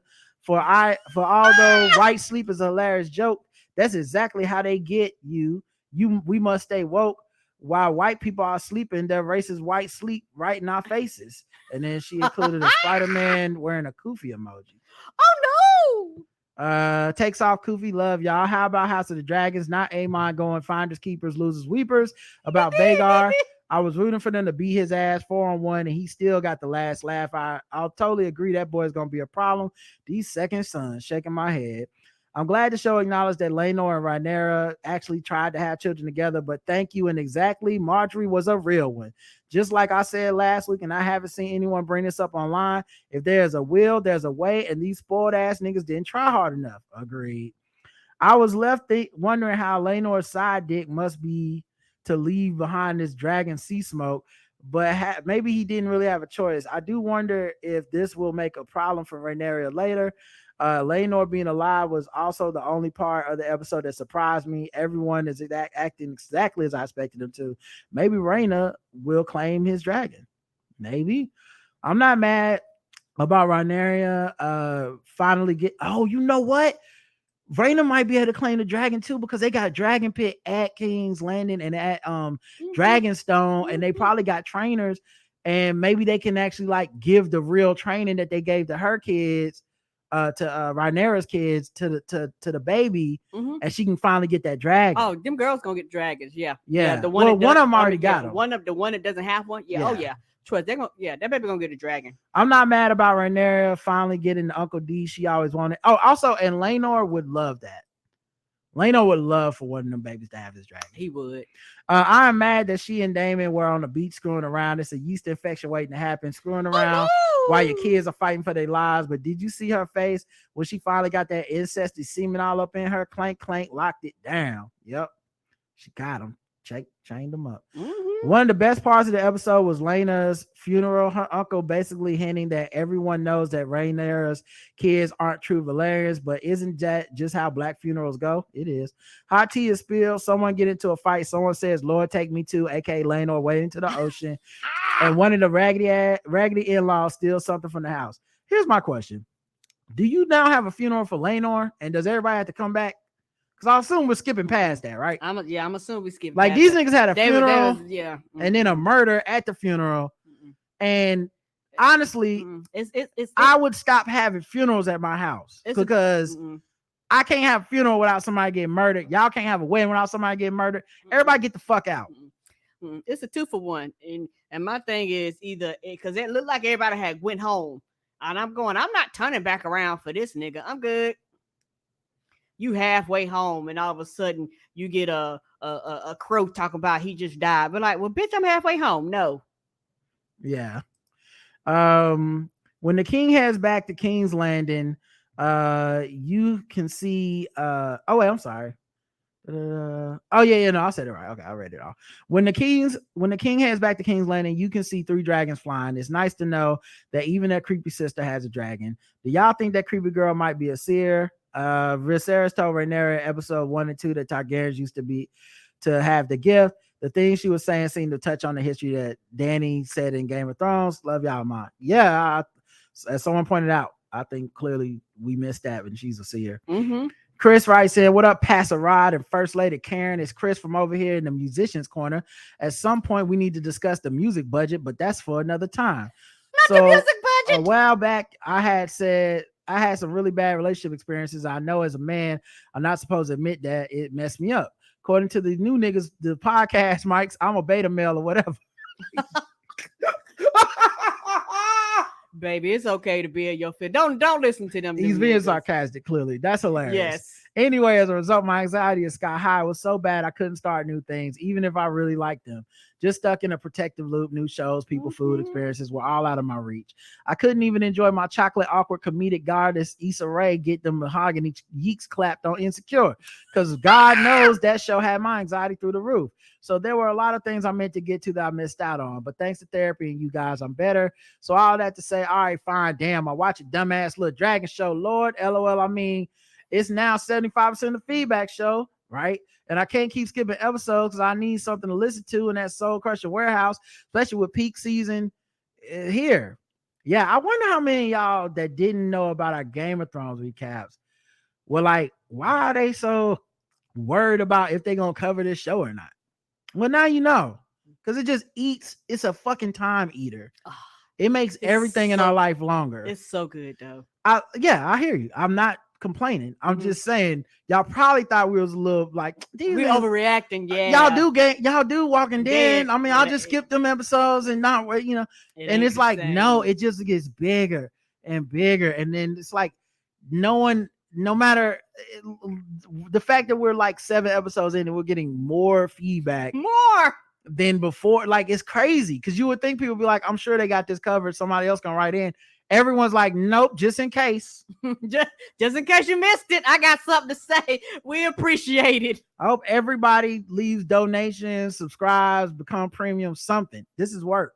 It's cool. I've been meaning to watch it anyway, LOL. Anyway, some quick notes. Bruh, they are real life boogaloo boys at my job. They still wear Hawaiian shirts every day and everything. Oh, yeah. Ugh, good luck. They'll come in the break room and just start turning the TVs to OAN. I mean, we just turned them back, but damn. Also, yeah, OAN is a choice. That's a Confederate flag. That and Fox News. Yeah, well, yeah. OAN is a cross burning in. Okay. Fox so News is a Confederate flag. OAN is just them wearing a white hood, and burning a cross in the middle of the break room. Oh no. Also, welcome to the cookout. That's your bop right there. And on the white people news, I thought they were saying, and the sun's really hard on our fragile pink titties. Look, I don't know where my mind was. Please don't take me off the music ministry team. No, I need that extra money. And one last note, I love that dude, and I know he's not well, but fuck Kanye and all these antics, mostly for inspiring a new generation of we smarter than you niggas that cape for him and justify his every move for clout like he's a chess master and he is 2 steps ahead of everyone. We've seen it 1,000 times. It only ends in his destruction, and I feel these wayward niggas are just pushing it for entertainment or whatever. Yeah, I agree. I hate that. That's the only part I really don't. Same people gonna be singing the sad song if he hurts or harm himself or somebody else. That's the only part I really don't like, is he's a chess master thing, because I think it aids his unreality. And he clearly is on the internet reading all this shit. So clearly these motherfuckers do gas him up in a way that honestly, it's the scariest thing about the internet to me, is the idea that one could be going through a mental health crisis and the internet in all sorts of ways will solidify, inspire, and exacerbate the situation. And it's one of the reasons I don't like the idea of the Free Britney movement, because it's not really about her or her mental health. No, it's not. It's about virtue signaling. It's about using her as a proxy for making ourselves the story. Right. When none of us will ever, if there are ever any real consequences from her and her mental health, all of us will act like we had nothing, like that had nothing to do with us. Anyway, peace, love y'all, grace and peace. P.S. Shout out to my fellow light-skinned king, Justin. We back. Jesse Smollett may have set us back, but we climb forever forward. John says Governor dinner party. Good morning, Rod and Karen. If I may add one more item from Governor dinner party that wasn't on the list last Friday. What's up? The last day of the legislative session, Governor Newsom signed SB 107, which will protect families and children who come to California for gender-affirming care from prosecution by their home states by refusing records, requests, and subpoenas. Go ahead. From all the crazy transphobic states like Texas and Florida, this is such a big deal and makes me incredibly proud of my state and governor. Hopefully there's no blackface pictures to be discovered, though honestly, I doubt it would even matter. First of all, I'm always rooting for blackface pictures. Ever since Governor Blackface, honestly, I don't know what Newsom could do better, but if we find some blackface, this motherfucker might literally secede from the United States and make a safe haven for all of us to go live. I don't know. Him and Governor Moonwalker was like, "Oh, y'all found something else? Give me a list." I think the only way there will be a Dem primary in 2024 is if Biden decides not to run. Newsom is a very loyal Dem and seems pretty tight with both Biden and Harris. So I have a hard time seeing him taking them on if either of them is in the mix, but especially Biden. I think what's interesting about Newsom is that I could see, it's really too far to truly predict. But if Biden doesn't run and Harris does, I could see her even have him as a VP type situation. Yeah, we'll be reversed. But, who knows? I think his track record is so appealing to so many people. The only thing that could really hurt him in a primary is the idea of him leapfrogging a black woman. That would be very hard to square with the black woman party of the Democrats. Like regardless of how the Twitter tries to spin the shit against Harris, the vast majority of black women are going to support her if Biden steps down and she becomes the presumptive nominee. Yeah, a lot of people are, because they go, if it was a man, this is what we would do. Yeah, and a lot of these things that have been passed are her ideas. So. Right. I personally think primary Biden wouldn't make much sense since he's done a good job so far. Nobody can really claim that they would have done much better. The main limitations of his presidency have seemed to be the tiny Senate margin and assholes like Manchin and Sinema. Maybe Bernie will try to do a should have done all the student loan forgiveness angle, but I just don't think that would appeal to anyone but his small percentage of very online leftists. Either way, my money is on Dark Brandon. Yeah, same here. Yeah, I agree. Thanks for the heads up about Dahmer. I'm 3 episodes in, and I don't get it either. The show really goes out its way to humanize and give 3-dimensional portrayals of victims in a way that horror movie series never do. It's like Murphy did all the things true crime is supposed to do, and people are still complaining. Anyway, really enjoying it so far. Like the Versace series, I think it's pretty damn riveting. Yeah, it's great TV. It's much more thoughtful than people said it was, and most of those people didn't watch it. No, like I said, what I was watching this morning, right? No, that's actually a documentary. Oh, yeah. No, the other thing is a fictionalized thing. It's different. Okay, because that documentary, I was like, holy shit. Watching the documentary after watching the fictionalized version, it is so crazy how much of it was real, and I've said that as how much he was allowed to get away with. Really enjoyed the discussion about the Celtics coach. The way people surprisingly or not so surprisingly circle to protect and defend him reminds me of Al Franken and white liberals. The previous couple of years, they have all been rightfully demanding that problematic dudes be held accountable. But then when it's someone that they like, all that went out the window and everything was, but this is different. It's also similar to the way people react when you point out that no matter how either of them felt or acted, because of the power dynamic, it was still completely inappropriate for President Clinton to be messing around with Monica Lewinsky. Sure, she was an adult and had agency and even pushed the issue, but still, when you're a boss, as the president is, there's no way around the power imbalance. Right. Yeah. And you know what I keep thinking is, I think the latter is really the real them. The real them is the one that's like, okay, it's kind of a gray area, or, I don't like it. It's uncomfortable, but I don't see why we should throw Al Franken away. I don't see why we should throw Bill Clinton away. And honestly, then just be like that. You see what I'm saying? Like, don't be like, when I don't like the person, this is unacceptable, or just when I'm neutral on the person, this is unacceptable. We have zero tolerance. Get them out of the league. And then when it's someone you do like, you're like, now we need to examine this thoroughly, guys. Let's not move hastily. This shit is very, very gray, and that's the truth. Most life is gray, and people don't want to admit everything ain't this black and white shit that the internet tries to make you pretend. If something happened, the internet says, pick a choice now and stick with that choice forever. Human beings don't function like that. I just want the honesty of keeping it the same energy. I don't care which energy it is, but just I don't know. People look stupid to me when they try to convince me some shit is different when it's the same. On another note, man, these fucking Targaryens. Rod, thank you for pointing out the obvious. When we watched the last episode, I literally turned to my wife and asked, why did Rhaenyra just get herself a fine black dude on the side? Exactly. She pretty rich, heir to the kingdom, etc. As we really supposed to believe there are no Alfonso Rivieros in that world, just waiting for a taste of that lovely white pussy. Come on now. Damon does seem like a decent dad to these kids, but I still suspect he'd vote for Trump just to shake things up. Yes, Damon has big. I don't agree with all of him, but I voted for Trump. Speaking on about them taxes. Speaking of the show and the black names, it just dawned on me that Hightower was the name of Bubba Smith's character in the Police Academy movies. It Cheers, was stay safe. Hightower. First of all, also, I don't know that Damon would vote about the taxes, Karen, but I think the sleeper is Corliss would vote for for Trump about the taxes. Oh yeah, 100%. He giving me big. It's about the tax. I'm a financial Republican. It's about the taxes. Rhonda writes in, dear Rod and Karen, I've been listening to the show and reviews, and you are appreciated. My thoughts about the show are that Allison's daughter can see the future. That's why she's a little odd. When she was playing with the millipede or whatever, Allison mentioned Amon. She said he'd have to close an eye, foreshadowing that what happened to him losing the eye. I'm looking forward to seeing if whatever she said this week will be foreshadowing weeks to come, or she'll be a seer. Thanks again. Thank you. And the last thing is it's one of these Podbean comments that I can never really see.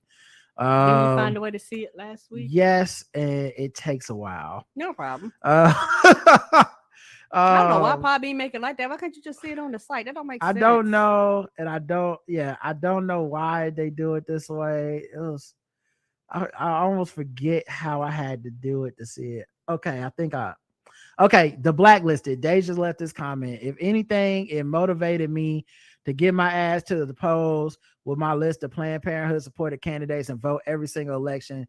Live in Ohio. I live in Ohio. Will be blue down ballot to get my bodily autonomy back every single year to my last breath. Let's go. Yeah. Right. You're going to have to take it out of my dead cold hands. She also said, everyone out here talking about that Dahmer show says it's excellent to go watch. Eventually, I might pay for Netflix again. I don't get it. Isn't art supposed to evoke emotions? And the whole point, I love the Atlanta Missing Kids doc because I had no idea. The same with the Grim Sleeper. Right. The same thing.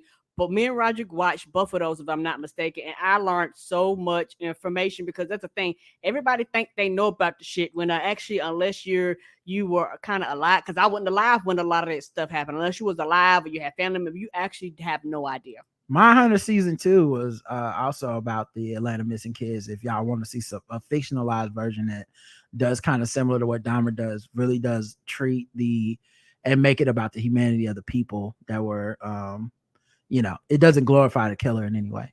I became informed and was able to share empathy for the families because those films informed me. The Handmaid's Tale evoked very strong emotion from me, but I didn't feel re-victimized because of it. It's still an amazing show. Yeah, I really just think that's where people are now, is like part of, and I don't think I don't even think they see it this way, by the way. This is just me feeling that this is what's happening. A lot of content is us reacting to content now. And so there's no attention if we don't react in the most harsh way possible. Right. Because a lot of times when things hit you, the internet is either 0 or 100. A lot of people on the internet, all jokes aside, their emotional intelligence is not that high. Right. And so the average person, if you have actually taken the time and done the hard work, and I'm saying this for somebody who's had to learn how to do this from family members who were not emotionally intelligent. Everything is not 0 or 100. There is some 50s in there. There is some 25s. There's some 75s. There's some 1923s. The numbers are all over the place. But the internet acts like if you don't go hard, there's something wrong with you. And there's nothing wrong with you if you go, this is about a 10%. Like, and it's okay to feel like it's a 10%, and y'all niggas are overreacting, and they make you think you're a lunatic for saying that they're overreacting. But because it's either 0 or 100 for them, they don't have anything in between there. Right. All right, we got one thing in the mail. Let me get my trendy dandy my box cutter. Yeah. Trendy dandy box cutter. In case a nigga want to act up. Here we go. They get sliced up. But yeah, the mailing address, of course, is on the website under the About section. And the same thing and we have an Amazon wish list in the show notes. And same thing for the telephone number. If you want to call us, all the information is on the website. And we really do appreciate everybody that contacts us and reaches at us in these various different ways. All right, so it came with a printout. Oh, shit. It's just, okay, let me open this. thing up. It like a mug. A lot of bubble wrap on this, okay? Yeah. That fun bubble wrap. Making sure it don't get broken. broke, whatever's going on. It's probably all taped up super hard too. Oh, okay, it's a mug. It is a mug. Why are my headphones getting stuck in it? All right. It says morning pumpkin. Because it's that time of year, y'all. My favorite time of year, pumpkin spice. Oh, that's sweet. Time. Is there a And note I'm or trying to see anything? if there's a note. It does not show a note or who it's from. Oh, What the fuck? we would like to give you credit for it, baby. Yeah, if you sent this, Let us send us know. an email or something. Mhm. Yeah, it says thank you for buying from Presence of Mine on Amazon. That's all it says. Normally these things have something in them that say like, you know, a little note or who it's Mhm. from. Mm-mm. But thank you for our mug. We thank you. And that's it, guys. This has been a long ass episode. Probably take tomorrow off. Okay, we are putting in work over here. Ain't we know? Until next time, I love you. I love you too. Mwah. Bye, everybody.